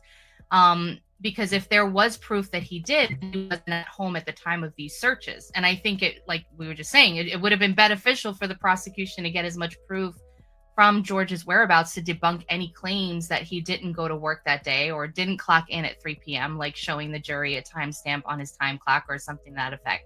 So now get back to the phone. So the ping saying that Casey was still at home at the house. My question is, was it location specific, or was it showing she was in the area? Like she went somewhere around the corner from the home, waited for George to leave, and then went back to the home. Like, you know, like kind of like the thing where she knew like her parents like going in and out when she would go to steal the gas cans. Like she waited for like the time when then they would supposedly have left for work and like went back there. So she kind of like knew the timing. Mm-hmm. So I looked it up, and according to the search, yes, phone pinging is typically location specific. It relies on a phone connecting to nearby cell towers, which helps to estimate the general location of the device at any given time. However, the accuracy of phone pinging can vary depending on factors such as the density of cell towers in the area, the technology being used. Also in urban areas with many towers, the location data can be more precise, while in rural and remote areas, the accuracy might be less reliable. So you kind of have to think, like, when you're saying like, oh, it was proven not true that she had left, she could have left and just went around the corner. Like she could have just been in that vicinity, I think. You know, I mean, I'm not like super tech, you know, like genius or anything like that, like to really know, but just from like what I looked up. So Casey was then asked by the interviewer about the computer searches. The interviewer mentioned that pro-unaliving sites were also searched, which is very interesting. Because remember, Valley, we spoke about this last episode, and I had wondered, since George eventually went down that road of trying to unalive himself, if it was him who did the searches and then got all upset at the thought of it and started searching the unaliving sites as well. But you had mentioned that when you look up certain things, it's also plausible that it could have triggered those sites as the algorithm placed by the search engine creators to like aid anyone seeming to be going in that direction, which again is plausible. It makes sense. Yeah, I mean, not even messing with the algorithm. Maybe with these specific sites, they talk about suffocation with certain chemicals. So again, it would trigger like these other things. Yeah. Correct. Yeah. Right. Or it could have been information on these sites about a way to go out would be to use suffocation and chloroform. Yeah. So, all right. So Casey's response to this was a family computer that they all shared passwords. So it could have been anyone. Then the interviewer asks, how can George be home making those searches if he was on his way to work at that time around 2:51 p.m.? And Casey said he only needed to leave like less than 10 minutes to get there, that his job was so close. Then she, which I'm like, okay, if you're in there, you press like enter to do a search at 2:51 p.m. That's a very precise thing. I mean, they got it from the computer thing. You have to be at work at 3. How are you like, you press enter, you like look at it real quick, and then you rush out the door to get to work by 3 p.m. Like, I don't know. It just sounds crazy. But again, we don't have any proof anywhere that we can see that he clocked into work on time at 3 p.m. So then she was asked about a ping at 3:02 p.m. from his cell phone calling home, and Casey said yes. But the problem is they never obtained the cell phone records from George in order to show where he was exactly when he made that call. The tower pinging records, not, they did look at like a couple of other things like the text messages and whatnot. So Detective John Allen was asked if they subpoenaed George's phone, and he said no. Urich, who was the other detective, said they obtained George's cell phone records, but they didn't look at the cell phone towers to get the ping locations. And Baez said that would have helped to see where he was at those times. And the detective said that they never had any reason to because they didn't think it would help the case. Very interesting, I'm not going to lie, because again, wouldn't you want to rule out everything, especially the prosecution? Like, I would have said to George, let's just get everything we possibly can so there's absolutely no question later that could fumble this case. Like, just to me, that's just, yeah. I mean, I'm not really happy with everything like that went down as far as the prosecution. Yeah. I agree. And I think that's why, again, a lot of the jurors felt like Baez was more direct. Baez had all the information. The prosecution had a lot of missed opportunities and also didn't seem demeanor-wise to, really connect with those jurors. It was like displaying confidence, but like right. confidence because you didn't really have everything as solid as you claimed. Right. So, getting back to Casey talking about from her point of view, Casey then starts to recount smelling the car and that it didn't smell like anything when she had it. And she said she like originally had 3 trash bags in the car plus a pizza box and got so distracted that she left some trash in the vehicle before dropping it off. That's what she's sticking to. She said that when she ran out of gas at the check cashing place, she spoke to her dad, who said that do not pick up the car, right? George says that he would pick up the car and never did. So again, this is like painting the picture that George was a puppet master pulling the strings in regards to Kaylee's disappearance. Casey watches the Dr. Oz interview for the first time, which is a second interview with George and Cindy. And it was after George was in a terrible car accident and he's like on air with like a massive spine rack. And he said something like really bizarre. He said, I guess that's something I would need to wait for her to tell me. That he wanted her to forgive him for something. Yeah. Right. And Casey looks at that and she's like, wait, can you replay that? So it's replayed and she's crying. She's shocked. Cindy even looks at him sitting next to him in the interview and asks the same thing. Like, what are you sorry? Yeah. What are you sorry for? What do you want to be forgiven for? And he's like, I want Casey to tell me. And she's like not even in contact with them. So she's just totally thrown off. She doesn't know if this is, George putting on some type of show. We don't know if this is him being cryptic.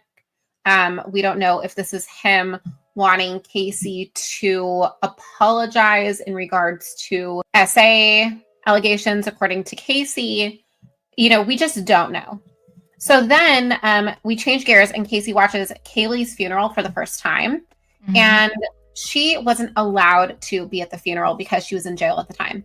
So she said she had begged her mom to have a quiet, private funeral with not a lot of people there. And she saw it was like in this really large auditorium and almost as if anyone could attend.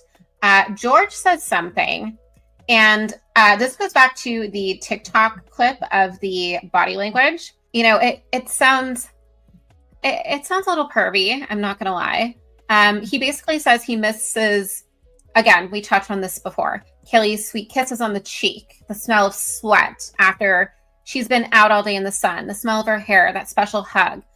He said that everyone loves to get a hug from someone, but to get a hug from a small child, that gives me energy like you couldn't imagine.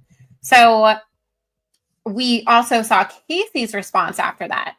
And she's screaming. She's like, that's not normal. He is outright telling the world that he is a PDF file, right? Mm-hmm. Mm-hmm. She's grossed out. She's completely grossed out. She's outraged. And to me, this does seem like a natural response from her, regardless of what the truth actually is. I know we talked about that a little earlier in the episode. She claims she has failed as a mother because she was supposed to keep Kaylee safe. And as someone who was abused, she would never want her child to get that abuse. She said she should have left the moment she found out she was pregnant, and that, Kaylee would have been alive today if she had left, according to her. Yeah.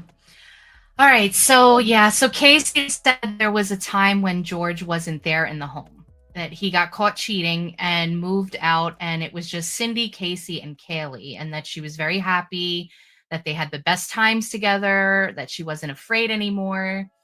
She said eventually Cindy let him come back, and then it all kind of started all over again. But Casey was, she was then asked about her jobs. That was another thing. I'm actually going to give kudos to the questions that were asked, because they really did allow for a lot of this stuff to come out from Casey, whether or not it's true or whatever.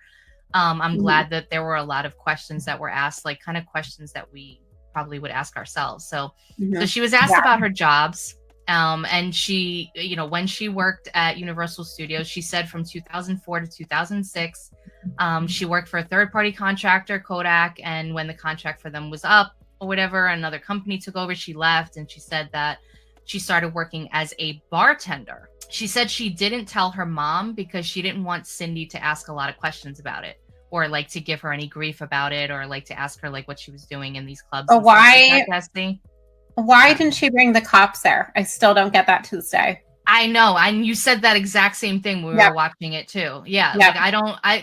Just so many missed opportunities again, it's just so stupid. Casey was trying to find a way to make money, she said, because she wanted to move out.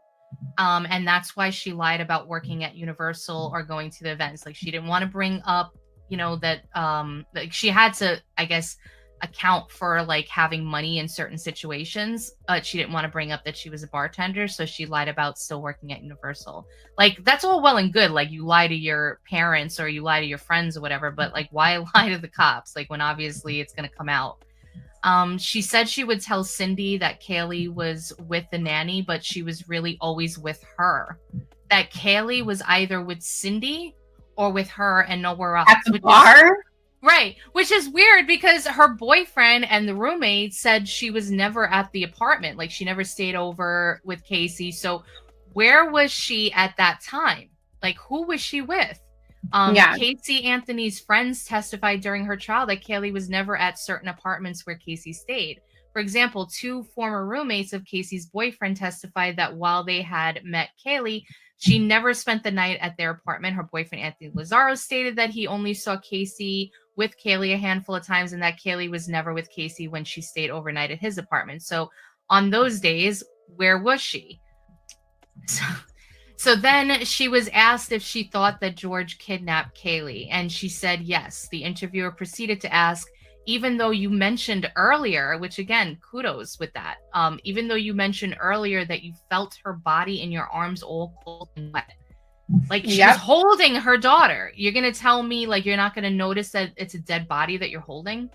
And then if you have your daughter, why are you letting her go away with George, who you know, if this is your story, right? If you know that he took advantage of you for years, why would you leave him alone with Kaylee for 30 days? and she puts all these things into perspective, like the mind control, the not trusting cops. She puts all of that as like the foundation for the reasons why she does what she does. But come on, you're holding a dead body. I'm sorry, and it's your daughter, no less. Like you're gonna tell me that somebody like tells you like you're holding her in your arms and somebody tells you it's gonna be okay, she's fine. And you're like, I don't know if you can be that delusional. Especially since supposedly the psychologist from earlier said she has no disorders because of that test that he gave her. Like, anyway, so Casey said that he told her that she'd be okay, that's what she chose to accept, that she wasn't dead, and that George was going to take care of it, maybe. The interviewer asks, was there a chance that Kaylee drowned in the pool? And Casey right away says no, that there was no way for her to get in the pool. She says with authority, mind you, like she's like, the ladder was not up on the pool. So she comes out and says that. And we remember how descriptive Baez was during the trial that we went over last episode, grilling Cindy about possibly leaving the ladder up. Then Casey says, unless he put her in the pool to cover up what he did.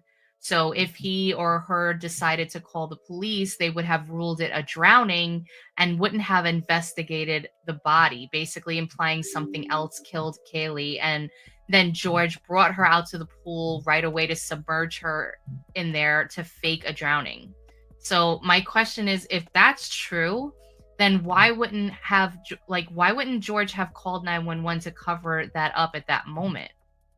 Like, I don't know. It just doesn't make sense. Like if that's what he would have done, then why wouldn't he have done it? Unless because he's thinking like if they did investigate the body to say that it was a drowning, that there would be no like water in the lungs, to show that she died from drowning. So maybe like the cop thing went into his head and he was like, but I'm just playing the devil's advocate of like trying to figure out like if this is true, how would it have gone? So, all right. So Casey recounts wondering if she was still alive and what was happening to her. So she then said that she thought if he did have her, because this is her claim now, right? That she thinks that he had her this whole time, then something would have happened to Kaylee, like I guess as a punishment for talking. And so she played by the rules, supposedly to protect her.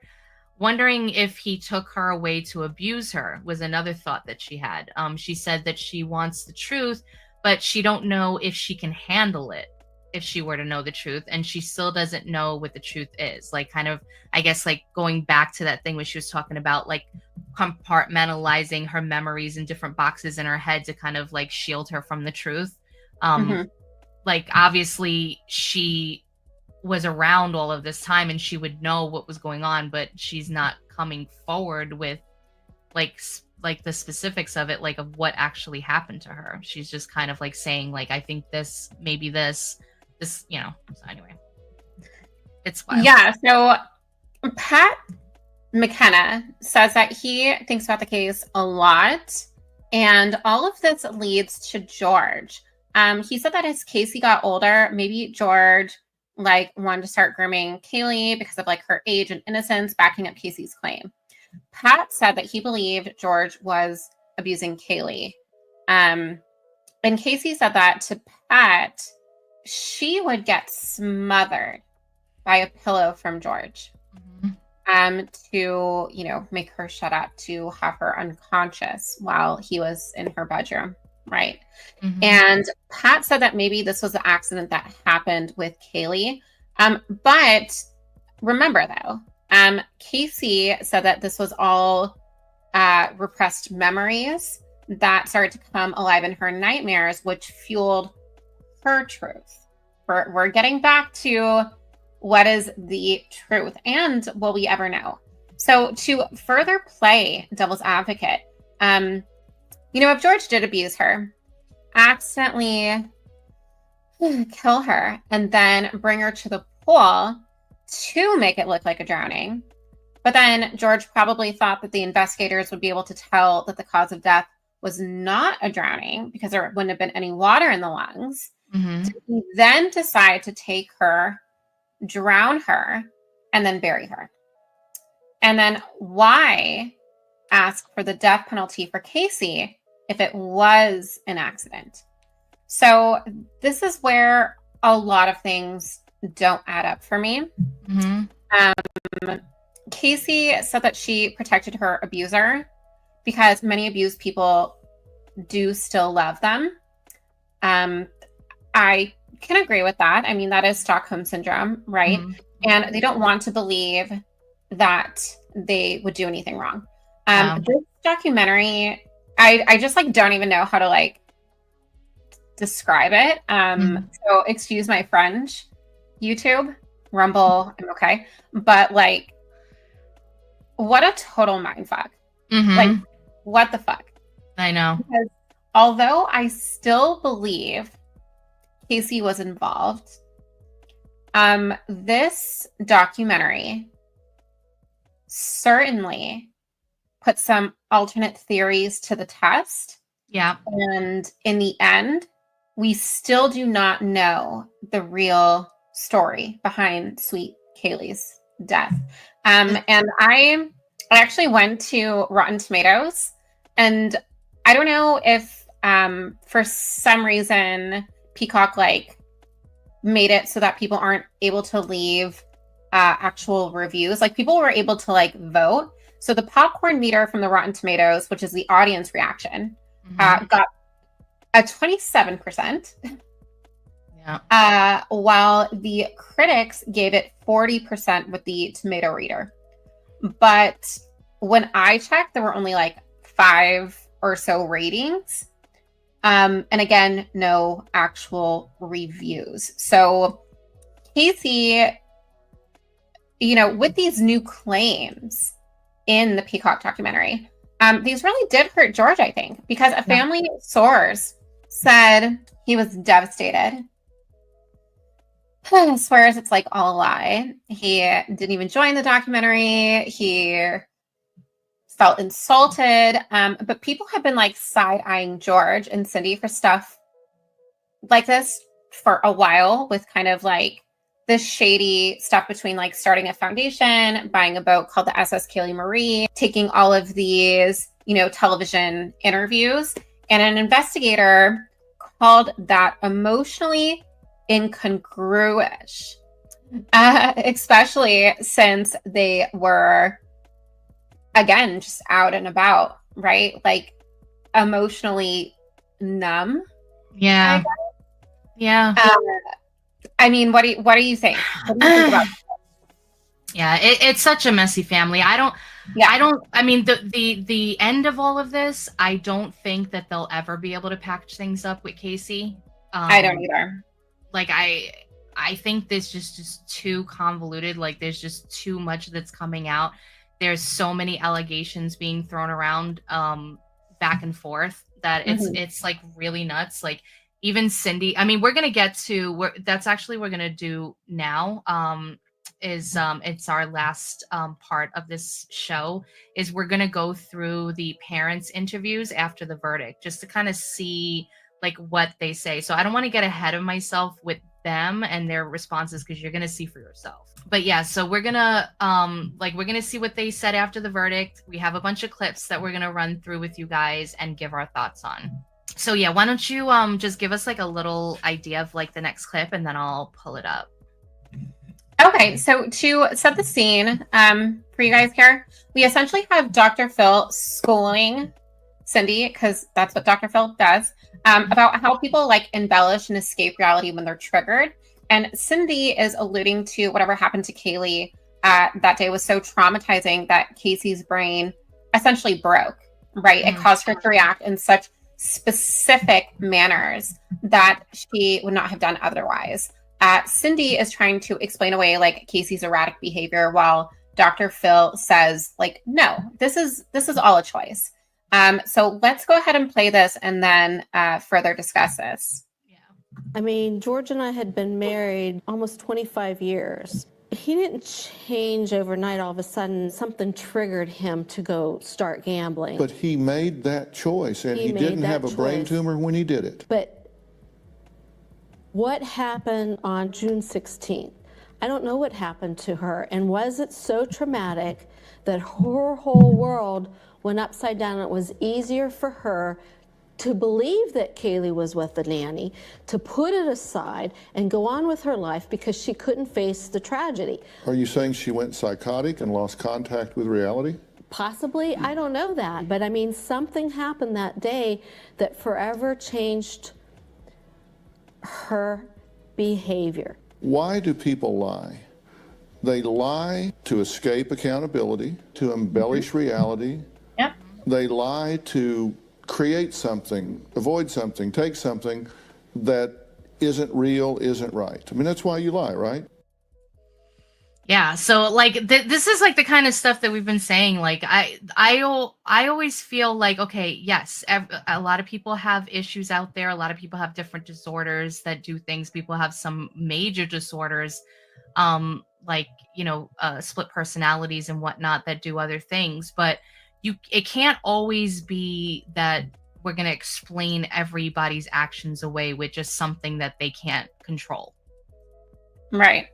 You know, and that's basically what Dr. Phil's doing here. He's like, why do people lie? Let's just like go to the basis of like why a lie would be told is because you're trying to hide something, or you don't want to take accountability for something, or, you know, like there are reasons, you know, like you can make all the excuses you want, but there's always a reason. So you can't just say something happened and she lost her mind and then she's like saying all this stuff. You know, you can't constantly, because I think also like after the trial and like listening to Dr. Carrioth and listening to all the evidence, because remember, not only were they witnesses, but they were affected victims. They were sitting in the audience watching the entire trial. So just like the jurors that adopted the snowballed out of control, like they would adopt different ideas from the different evidence that was put forth. And, you know, Cindy always being a champion for her daughter, which I get, would probably bring that up as being like, oh yeah, that's it. That's definitely it. That's definitely what happened. Right. So, okay. So we have another one. This next clip from Dr. Phil, it highlights Nancy Grace, your girl there, and her reporting. George and Cindy said that they had less than 10 minutes to compose themselves before telling the general public about the skeletal remains, which is devastating. So here's that clip now. Skeletal remains, believed to be that of little Kelly, discovered in a heavily wooded area just yards from the Anthony home. December 19th, you both learn that it in fact is your granddaughter. Tell me about that moment. It just really hurts very deep inside to even think about that we don't have her anymore. That was a rough moment, and to know that she was so close to home. Well, I remember our attorney at that time was Brad Conway, and he had said that they had determined an identity to the remains. I said, Kaylee's dead, isn't she? And he said yes. So it was just very difficult, because we had less than 10 minutes to tell the rest of our family before they would hear it on the news. DNA confirms tiny skeletal remains discovered just 15 homes from the Anthonys are those of little Florida girl, Kelly. Oh, that's so devastating too, though. I gotta say, I mean, like, give the family time to like process before the whole world finds out. Yeah, it was like only 10 minutes. And I can't even imagine that's enough time to even gather your thoughts. Right. Like you got to call family members and stuff like that, you know, like, what are you just going to say like, oh, and then call the next person? Like, no, you're going you're gonna have like a moment with that person on the phone. Like, I think that's crazy. No, that's a shame. That's a No, shame. it really is. Yeah. The next clip, before we get to it, George is wondering why he didn't go to work that day. The note, the S note, right, that we've referred to previously, talks about how sorry he is to Lee and to Cindy. And it has a blank hyphen next to Casey. If you want to go back to episode 2, we do go over the unalive letter from George. But this clip will go over it briefly. Again, he blames her for Kaylee's death today. And he says that she's covering up the truth to this day. And he got to that point of, almost wanting to end it all because he was so upset and thought that he could be with Kaylee together again to find answers. So here we go. Said you blame yourself for her being gone. What was your thinking? Because I thought about the 16th of June, the last time I saw her. Why didn't I stay home from work that day? Why didn't I tell Casey, go ahead, go to work, I'll watch Kaylee. And maybe went on to work a little bit later. You sign off by saying, I love you, Cynthia Marie. Kaylee, here I come. Lee, I'm sorry. And then Casey, and there's just a hyphen. There's nothing more I could say to her. Because I blamed her for Kaylee not being here. You blamed her then, and you blame her today. Yes, sir, I do. I do. And y'all disagree about that. We do. Cindy's rationalized things a lot different than I do. I think that's what makes us the couple that we are. This is going to be a tough thing for me to say, and I've already said it to her. Do I believe that Casey is involved with something happened to my granddaughter? Yeah. Was there someone else that possibly could have helped him? I believe so too. I believe that in my heart. I never got a chance to take that to the next level because what I was going to do was really extreme to get my answers. But did Casey cover something up? Yes, you can see that. You can see by the lies. How Kaylee ever got down to where she's at, that's something I try to deal with every day. How could a beautiful child be placed where she was placed at? No matter if it was by my daughter and or someone else, or 2 or 3 of them together, how could they do that? How could they do that to her? Why didn't she tell us? Why didn't she give us some kind of ideas of what was going on in her life? But she didn't. She deceived us. She lied to us, her own parents. Yeah, so that was really heartbreaking. And I gotta say, like like when I watch all these different people, and it's very like if people are master manipulators, it is really hard, and sometimes I can be naive too. Like, when I feel for somebody, like if they're giving like a good argument or they're like, expressing themselves, like I try to put myself in their shoes, and I'm just like, I don't know if it's because I'm biased, but when I look at Casey, there's just so many things that she does with her face when she does things where she kind of like grits her teeth. And I like don't know. scratches her nose a lot. Right. Like it just kind of looks like she's telling a tale, and she's trying to look convincing. But when I look at George, when he says things and he like he shudders inside, and like his little movements that he makes, like I wish I could be more articulate about it, but I just feel like, I don't know, I believe him. Like I don't know how that's gonna come off, but I believe him. Yeah. There are articles on the line. So if you guys want to interact with us more, we're both on X, as you know. You can give us like any fan theories. But I am seeing some like search results, like Body Expert tells us how Casey Anthony communicates during her documentary. There's another one that says liar blames liar of lying, but who is actually lying?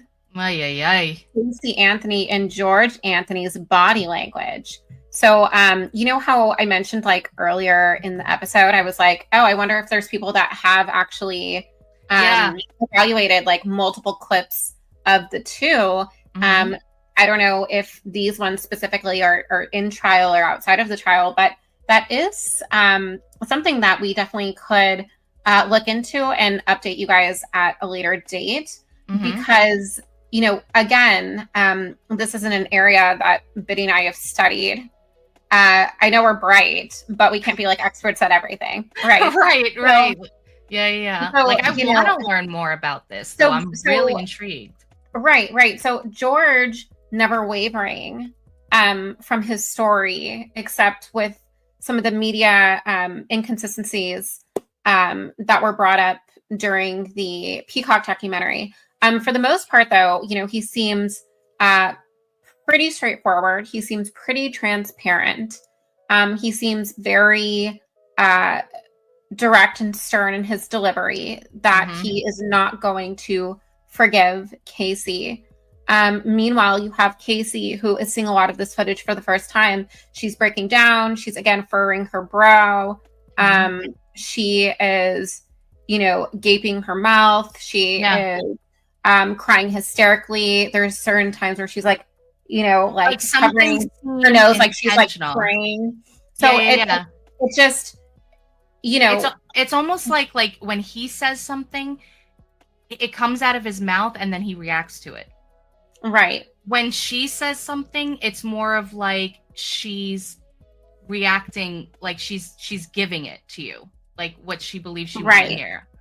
Right. But I am interested to see if the over dramatization of Casey is performative or is it years of therapy and her finally coming to terms and able to express all of these repressed emotions, right? I mean, we talked about this too, right? Like if you're going to therapy and the person that you're going to therapy that's supposed to be giving you that therapy, if you're telling them stories and they're trying to figure out how your behavior is from these events, rather than trying to figure out whether or not like what you're saying is not correct, that it's just something that you're making up in your mind, then your whole diagnosis could be off. Like you could be going in the wrong direction trying to affirm her stories rather than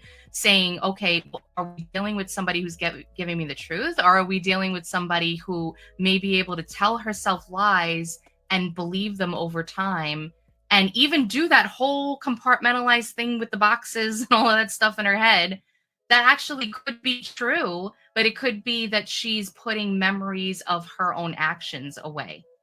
Exactly. Okay, so next we're going to get into George talking with Dr. Phil about Crystal Holloway affair.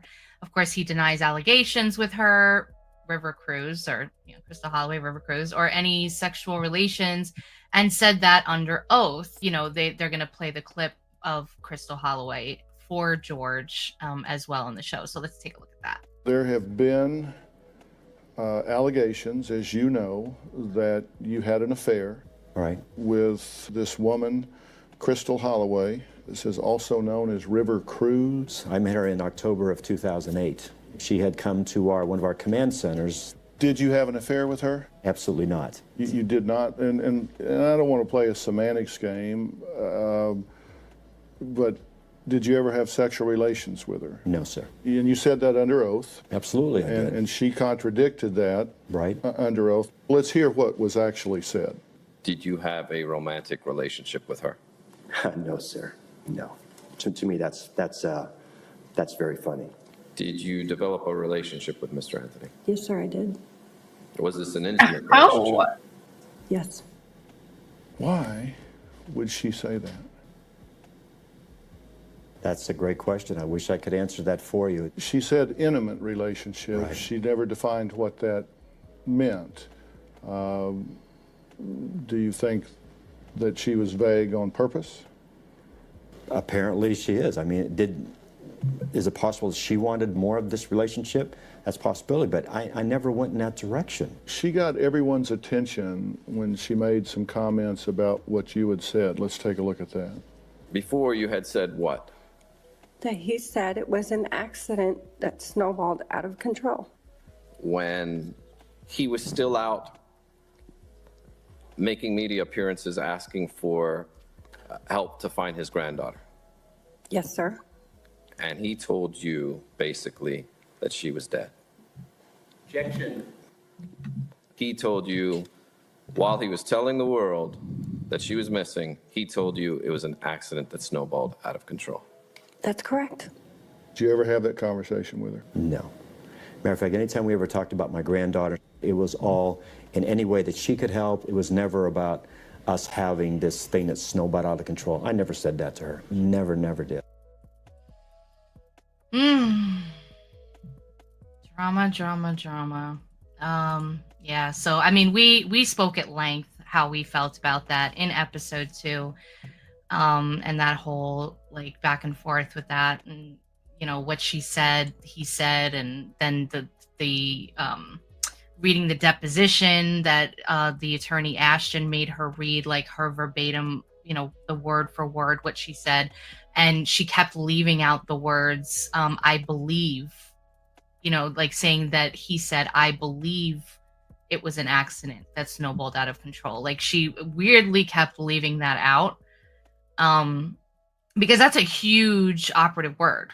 Like if you're, right. You know, he didn't say it was an accident that snowballed out of control, like according to what you said in, you know, in the deposition. So it's like, why would you leave that part out? Because you're trying to help the defense, you know, convict him or whatever. So I don't know.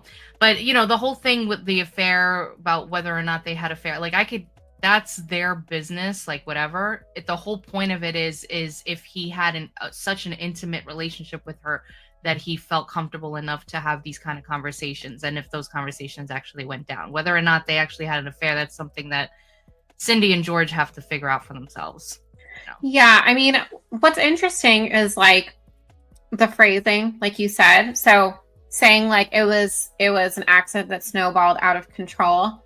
The way that she was trying to phrase it, alludes that he was either on site when that occurred, or he had some additional knowledge that was protecting either himself or Casey. Now, if the original statement was, I believe that it was an accident that snowballed out of control, that's more saying, if I had to guess, because I don't believe, you know, Casey is a cold-blooded killer. If I had to guess, this is what I think probably happened.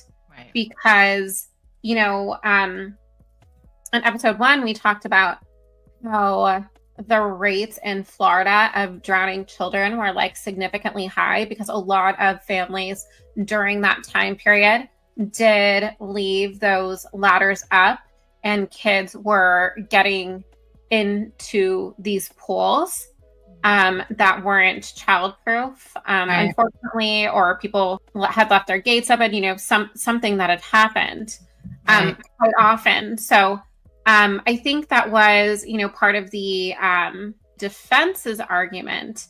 But another thing is that, you know, unfortunately with the dating culture, like, it's just very vague. Like, they could have very well had, you know, a situationship, or not that it was known back then, but they could have easily had something where, you know, it was more emotional, not necessarily physical, didn't necessarily have a title on it. Right. But the more that Crystal Holloway was around George Anthony, maybe the more they spoke about specific things. And to her, she thought that was more than just a one-sided relationship. She thought it was a relationship on both ends. Yeah. And so it's one of those things that you're not really sure of. With River Cruz, did the name change come after the trial? Do we know why it's Crystal Holloway / River Cruz? Are you looking it up? I am actually. Let me see.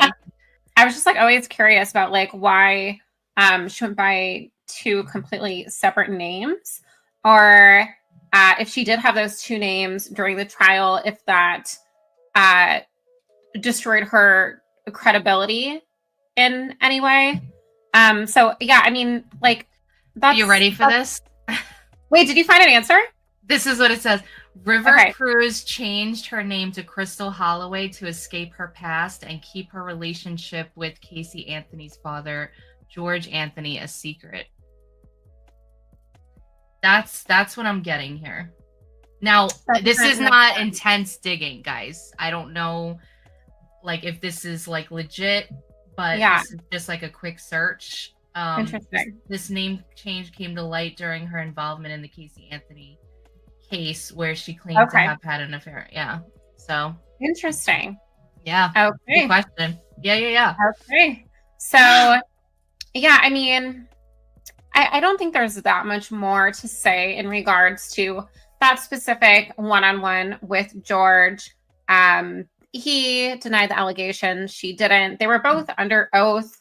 Right. So, because of how vague, yeah. But because of how vague Crystal Holloway said they were in a relationship, I guess there's not a way for either one of them to be perjured on the stand. I'm not quite sure. But the next clip that we have is people being suspicious of George. He essentially addresses the smear campaign, which he believes the defense created in order to create that reasonable doubt. And it looks like it might have worked. Analysts have said that there were people that were suspicious of you, didn't like you, thought you were a problem in all of this, and that made you an easy target. Is this part of the smear campaign to create reasonable doubt, or are these coincidences? I mean, what do you think? Well, apparently, I think it's a smear type campaign against me. I mean, how easy to go in and pick up on the father who saw his daughter and granddaughter leave for the last time together. Right. Why not utilize that part of the story and start your defense? I don't understand how all this went against me, except to bring in that doubt for the jurors to make a decision on whether to believe me, believe Cindy, believe my son, believe all the other witnesses called in to get my daughter off. And did it work? No, they accomplished their Do you think mission. that attacking you was a factor in her getting off? Oh, absolutely they did. Well, let's listen to what the jury foreman had to say. I really thought that George had very selective memory for me, and that in itself was something that I always kept in the back of my mind. For every time that he got up there, I was just kind of on guard for that. It raised questions. He could be possibly lying. Also the fact that his involvement was going to be in question because he was there. There was a suspicion of him. That was a part of our conversation. We don't know. The suspicions were raised.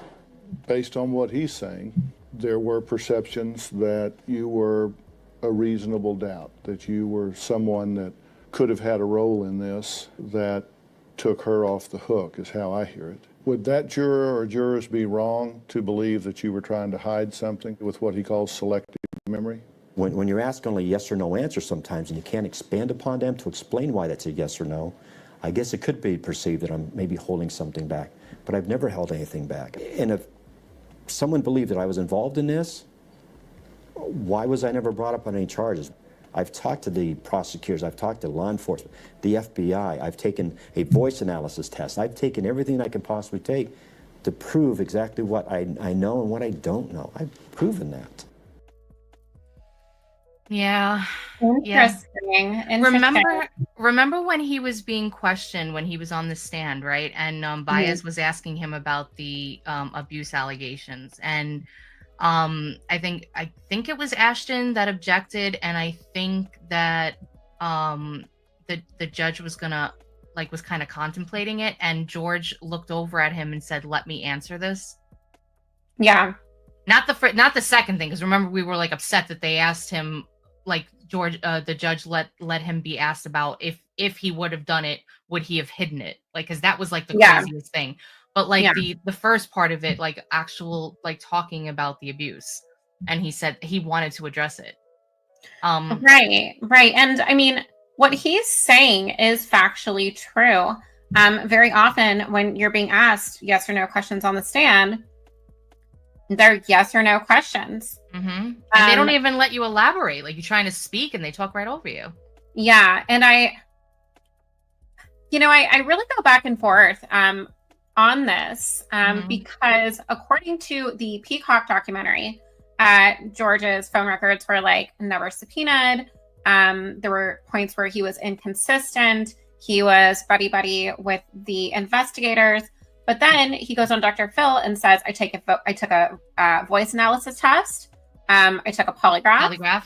I answered every single question that was thrown at me. Everyone did their jobs. Everyone was really thorough. If people weren't thorough, I don't know. Like he's just alluding that everybody did their jobs. And if they did find some evidence or some reasonable doubt with George's testimony, then they would have investigated him more. I mean, I'm not quite sure whose side to believe in regards to Casey versus George with the amount of interrogation that George went through. Yeah, and I was just actually looking it up too, because I was curious, because they did get his phone records, because that's something you can just whatever. But in Florida, police are required to obtain a warrant, which is probably like this in other states too, but in Florida specifically, in order to use cell phone location tracking technology to track a person's location in real time.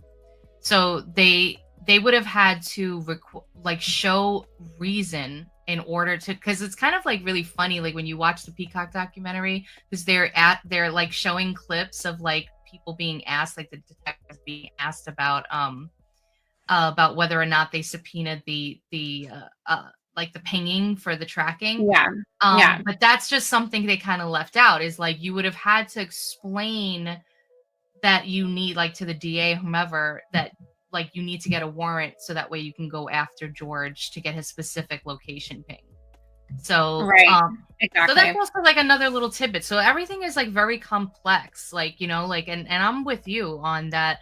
I'm kind of like, because I'm trying to keep an open mind, as I'm sure you are as well. Like, we're trying to just ingest all the information and see like how we actually feel about everything, rather than just going into it one way, and then if we retain new information, then saying, oh no, well that hurts our narrative, so we're not going to even go there. Like, no, we're going to like really discuss it and try to figure it out.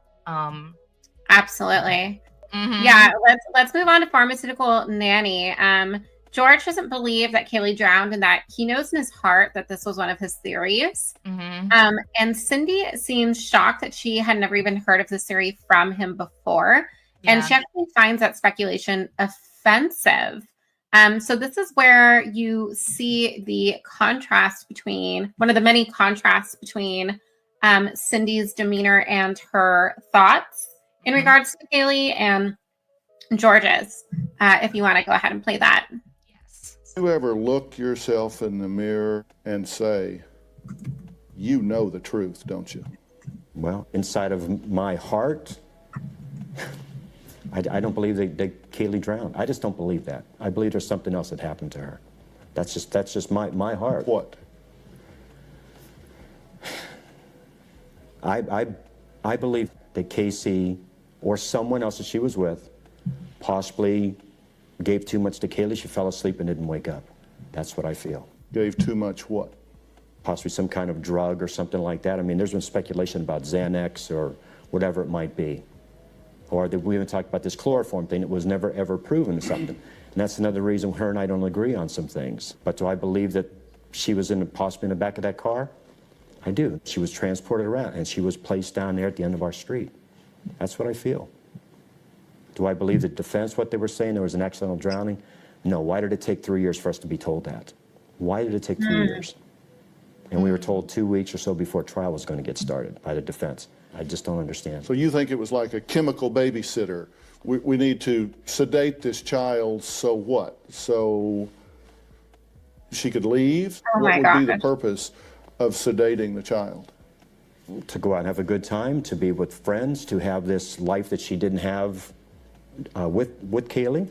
I mean, some freedom that she wanted. I mean, her That's what I feel. cellmate said it too. You find that speculation offensive? Well, it's the first time I've heard it, and we've been through this for 3 years, and it's the first time I've heard that out of his mouth. I've heard him over and over again say that he in no way believed that Casey did anything to Kaylee. There was never any signs that Kaylee was drugged. And with the toxicology reports, I don't buy that for a moment. They never found anything like that. And none of her friends ever said that Casey did drugs. If that was true, they'd have a story to tell, and none of them told that story. So I don't buy that for a moment. I'm sorry. I mean, we disagree about this, but again, like I said, this is the first time I've heard those words come out of his mouth. No, I've said it a few different times. I believe a lot of different things that happened. I really do. But you never told me your theory that you thought that Kaylee was sedated. This is the first time you ever said that to me.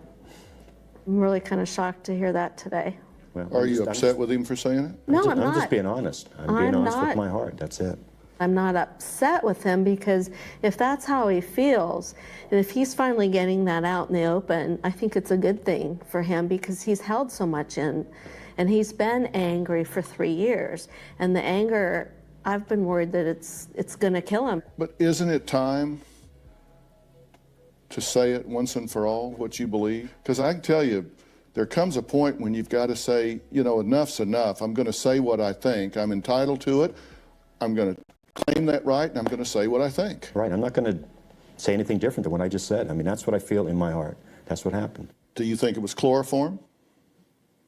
That I don't know. See, now that's been another speculation of, I guess, inside of the trunk of the car there was chloroform traces found. I don't know.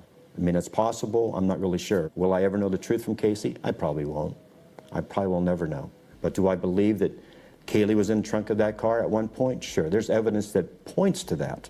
And I have to go along with that. So, you know, I don't want to spend too much time on this one, but, you know, I think with George, now to play devil's advocate, right, and to assume we have not seen the Peacock documentary,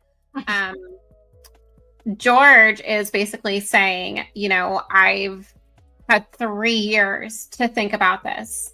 And every possibility has gone through my mind. And Cindy's like, yeah, I'm watching my husband, you know, lose himself, and I'm scared for him. And this is the first time I'm hearing this. And he's like, no, I've had several theories. I just haven't shared this particular one with you.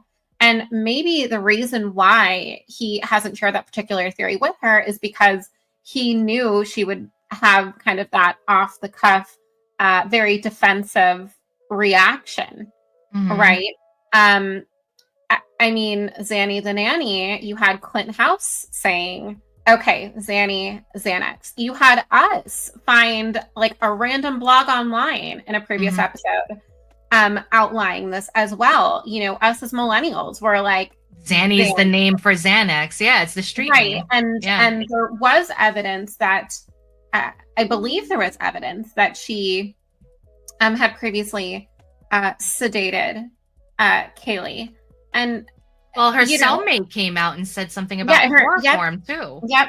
And so, you know, I think George is probably like driving himself crazy with like trying to figure it out. Yeah. Well, he's driving himself crazy either with guilt or because he, you know, knows more, or he's driving himself crazy with all of the what ifs in the world. Yeah. Either way, you can tell that just so you guys know, this is what we do. This is why we spend hours on this. Because we're driving ourselves crazy with all the what ifs. Yeah. I know. Like, so, I mean, either way, you know, that household is talking about Kaylee every single day. And I don't think that's an act. Every time I see her picture come up on the screen in a clip or something, I'm just like, I'm so heartbroken. It's so terrible. It's terrible. The next one is we're going to talk about is George and Cindy. They're watching the verdict aftermath and discussing their feelings afterwards. So let's take a look at that. It was misinformation to the jury, correct?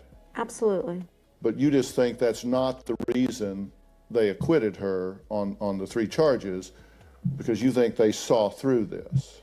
I believe from what some of the juries have come forward to, that there was not enough evidence to convict Casey on murder. I mean, the state did not prove their burden.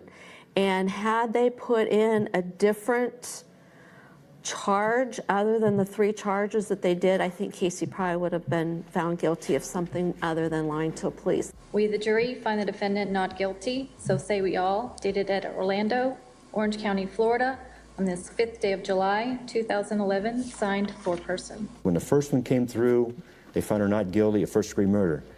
I remember I started to shake. I got this deepness feeling in my heart. I'm like, okay. But she's going to actually be in jail for a while to pay for Kaylee's death. Then the second charge came through. Verdict as to count 2. We, the jury, find the defendant not guilty. Not guilty? Like, okay. Then when the third again came through for aggravated child abuse, nothing. Verdict as to count 3. We, the jury, find the defendant not guilty. So say we all. Like, oh my gosh, my daughter's going to walk out of here. And I'm never going to know about Kaylee. I felt she needs to have something to be held accountable for. If that meant being in jail, that meant being in jail. You wanted them to find something against her. I did. That's being truthful. That's being honest. So as you sat there in the courtroom, you wanted to hear a guilty to one of those first 3. I did. I didn't want to see my daughter put to death. But I wanted her to be held responsible for my granddaughter. I did, and I still do. What was your reaction? You wanted to hear? I was praying for all 3 not guilty, and I was elated when all 3 of them came not guilty. What do you think about him saying honestly that he wanted her to be found guilty of something, not death penalty, but to be held accountable for this? I think he felt betrayed by Casey and definitely by her defense team. He wanted some type of retribution for what she put him through for those 3 years and then what she put him through for the trial. I think George is so hurt by the fact that they did this to him that he wanted to see her pay. Was it retribution or was it accountability for Kaylee? I wanted accountable for Kaylee. She was always my focus from day one, to find out what happened to her. I wanted someone to be held accountable for that. And I'm holding Casey responsible for that. You were disappointed in the verdict. You were relieved by the verdict. Absolutely. So y'all see that very differently. Mm-hmm. Do you respect his right to see it that way? Absolutely. And do you respect her right to see it her way? Right, and I've even said, you know, now that Casey is out, if she can have a relationship with her mom and her brother, that's fine. I have no problem with that. I don't think the relationship between Casey and I will be any more than what it is right now. We're going to have a very strained relationship. I love my daughter, but I don't like what the last 3 years has done to us. Cindy feels elated. She feels like she has a very warped perception of death, to say the least. You know, she's essentially saying, Kaylee, when she's gone, she's gone. We were going to cremate her remains anyways. We did that 7 months later. That's that. I don't think our daughter should be punished. Right. And she probably thought of it as, and I think I've brought this up before, I've already lost like my granddaughter. I don't want to lose my daughter as well. And George is like, you know, if we believe George, right?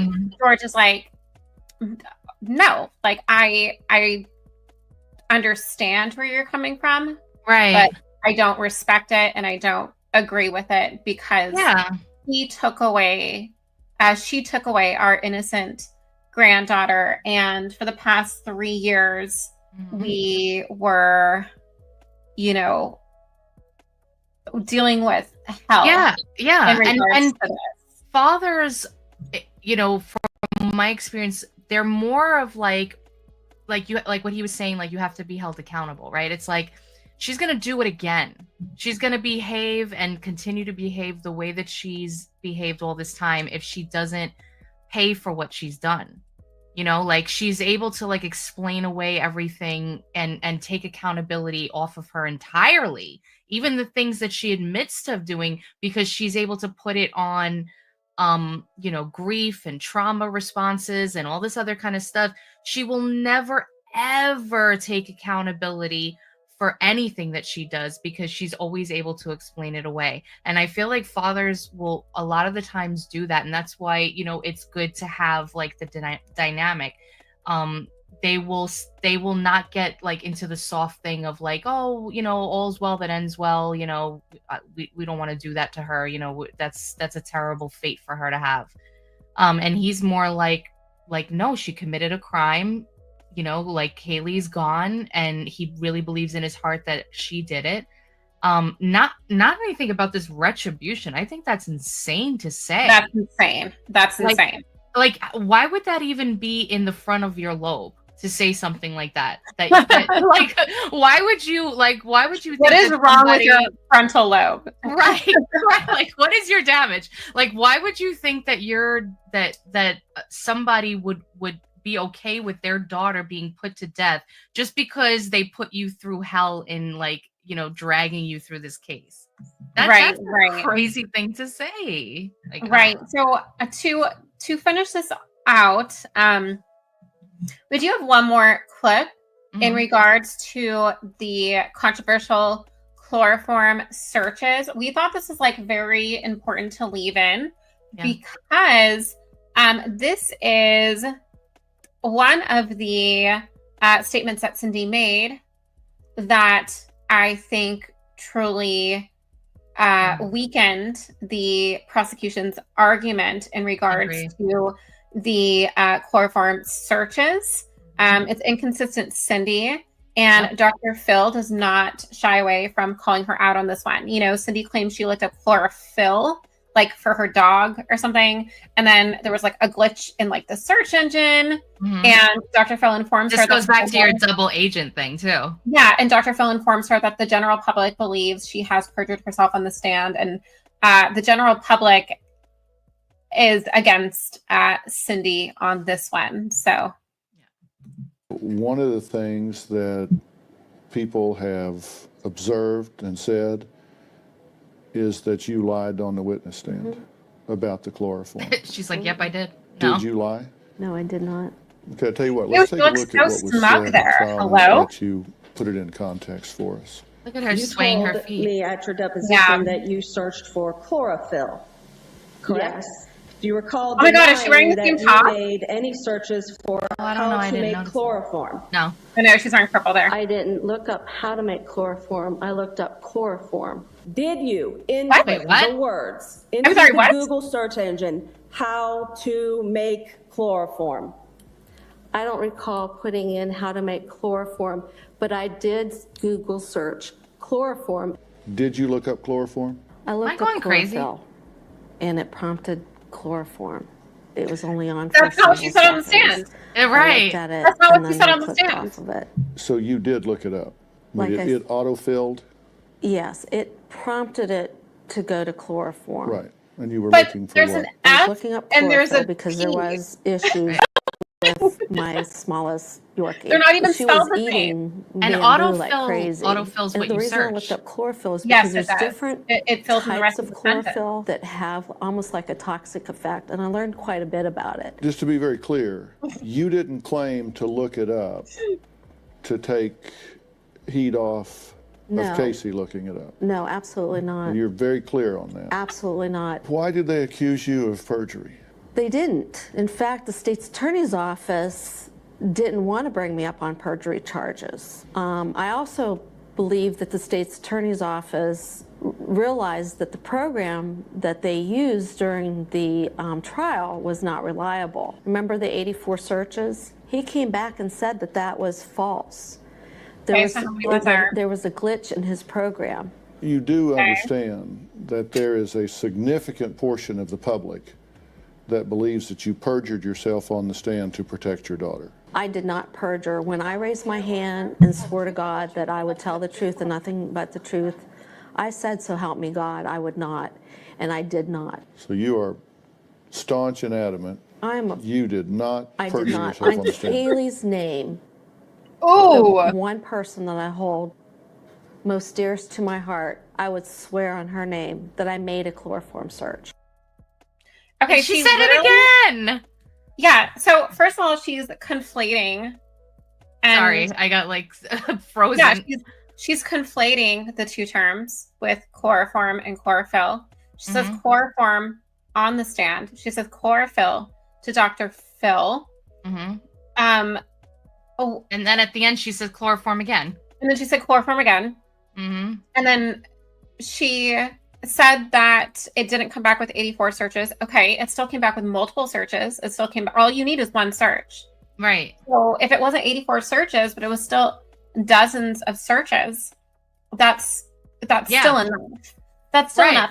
And the thing with the family computer, you know, what I think is interesting, right? Because in the Peacock documentary, Casey says, "Oh, we all had each other's passwords," which is fair. Which is fair during that time. Like, you have to remember, it's like 2008. Like, I know, like, in like on our family like desktop, like we had a yellow sticky note with like all of the, you know, names and passwords on it, right? But first of all, she doesn't quite understand how autofill works, so I think that's a lie. She is changing her story, so I think that's a lie. When the searches were done, they were time-stamped at a time where both the parents were out of the house. You know, Casey said something like, "Oh, well, George worked around the corner. There was one search done at like 2:51 p.m. and then he had to be at work less than 10 minutes to get and there." It's like less than a 10-minute drive. What is he gonna do, like 100 miles an hour? Like after he sits there and like reads whatever he searched up? Like, why would you search it and then leave the room? You would sit there for like 3 or 4 minutes reading it. No? Right. So to me, Cindy just threw a wrench in the entire argument. We know she didn't do those searches because she like honestly doesn't know what the hell she's talking about. Yeah, she sorry, doesn't know Cindy, I don't believe you. She doesn't know how autofill works. Yeah. You can't come up with chlorophyll, which is spelled differently than chloroform or chlorofoam. Right. And then you don't even know, again, what word you're even searching for. Like, I think I'm just like done with these clips. I'm just done. I know. Yeah. Let's talk about, you know, what law actually. Right. Yeah. Let's get into that because there is a silver lining, folks, to this whole thing, if you can actually believe it. Yeah, because I'm about to get the SASS portion of Facts and SASS after I know, like, we should have. Well, no, we're ending on a good note with this. 100 hours of research. I know. Probably We're 1,000 so hours. invested. Probably 1,000 hours at this time. But Kaylee's Law, the disappearance of 2-year-old Kaylee Anthony in Orlando, Florida, sent shockwaves across the country. The nation was heartbroken and outraged, as you know, Biddy. Oh, yeah. The trial in 2011 was a media firestorm. We've talked about that at length. Casey walked free on July 17, 2011, and the public reaction was just outright fury. You know, the case exposed a gap in the law. There was no clear penalty for failing to report a missing or dead child promptly. So either way, whatever story you want to believe, they noticed that there was that gap. Enter Kaylee's Law. I actually got like a little like This is crazy. I actually got like the chills all over, and I'm like choked up about it. But yeah. Lawmakers across the U.S. responded very well to this. By June 2012, 6 states had passed versions of Kaylee's Law, with 32 others introducing bills. This is massive. So in New Jersey, the first to act, a 2012 law made it a 4th-degree felony for a legal guardian to not report a missing child under 13 within 24 hours. 24 hours, that should be across the board. I do believe it's 72 hours in some states, but Florida followed this, creating a misdemeanor for lying to the police in a missing child investigation, escalating to a felony if the child suffers serious harm or death. Kansas followed, along with Connecticut, Illinois, and Louisiana. They all passed laws with specifics like Illinois requiring guardians to report kids under 13 missing within that 24-hour limit, or within 1 hour for kids 2 and under. 1 hour. Thank you. Failing to report a child's death within 12 hours also became a felony in some states. So, by June 2012, we did have multiple states on board, but not everyone was on board, right? Right. Yeah. At least 32 states introduced bills, but many stalled or failed. And why? Critics argued the laws were too broad or redundant. In Iowa, for example, a 2012 proposal was rejected for being vague. Some worried it could penalize parents for not checking in daily with kids at summer camp. So I guess they had to go in and kind of look through that. Others pointed out existing laws like reckless endangerment or failure to report death statutes already covered these situations. So, for example, North Dakota's reckless endangerment law makes it a felony to create a substantial risk of death with extreme indifference to human life. Arizona and New York have similar statutes. Opponents also caution that overly strict reporting laws could punish innocent people, like parents unaware their child was missing, which I'm like, what? Or overwhelm police with unnecessary investigations. Parents should always be aware that their child or their minor teenager is missing if they're still living in the household, in my opinion. So, right. Supporters, though, they do see Kaylee's Law as a vital tool because it argues that it holds parents accountable, right? And it gives prosecutors leverage to protect kids. We want to protect the children. So it's a response to a case that highlighted how long a child's disappearance can go unreported without consequences. So where does this leave us? Kaylee's Law reflects a nation grappling with grief and a demand for justice. But it also does raise those tough questions. How do we balance accountability with fairness? Are there new laws that answer, the rising number of disappearances? And how do we strengthen what's already in place? So this has been like a roller coaster. Every single episode we do, I feel myself more conflicted. We today covered jurors feeling sick about their call, social media going off for years in regards to the verdict, and Casey's documentary seemingly making things worse, and her parents years later stuck in the drama. Yeah, Valley, this was like a total roller coaster of emotions going through all of this with you, and hearing all the evidence and all the claims, and then that shocking verdict. We knew it going in, obviously, but it's just it's kind of weird, like when you go through something and then it's almost like when you watch a movie. I mean, this is not a movie, this is real life, but I'm just Right. bear with me for a second. Like when you're watching a movie or like a TV show and it's like your favorite character and you know that they're going to their death or something like that. And you kind of have this like weird thing inside of you where you're like, you know, maybe it'll just change like some weirdness and like they won't die off or something like that. It was like, it was still so shocking after going through everything. But you know, thank you all for your support on this journey. Thank you for watching. We worked really hard to bring you this story. We learned a lot. We grew a lot, as Valley's been saying. You know, we want to look into more cases and more, you know, true crime and more different things like this, and, you know, really do more deep dives for you all.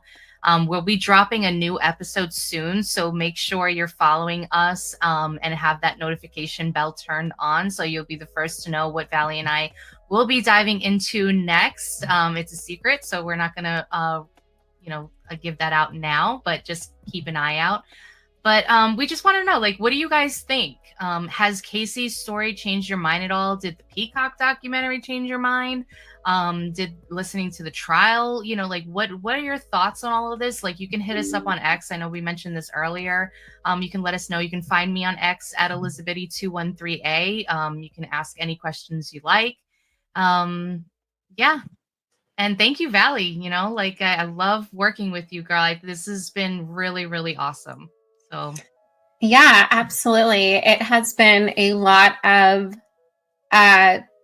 shocking moments. It's been a lot of research. It's been a lot of late nights. It's been a lot of overstimulation because I am your ADHD Valley girl that needs an excessive amount of coffee to function. And you know, it's a lot. I really think we are like the professionals on this topic now. I mean, we have covered everything from the forensic psychologists to roommates to, you know, other minor characters that we could barely find online, to, you know, Casey's exclusive documentary, to alternate theories. It's like the possibilities are endless. I don't think we will ever, you know what happened to Kaylee, but with Kaylee's Law, I think that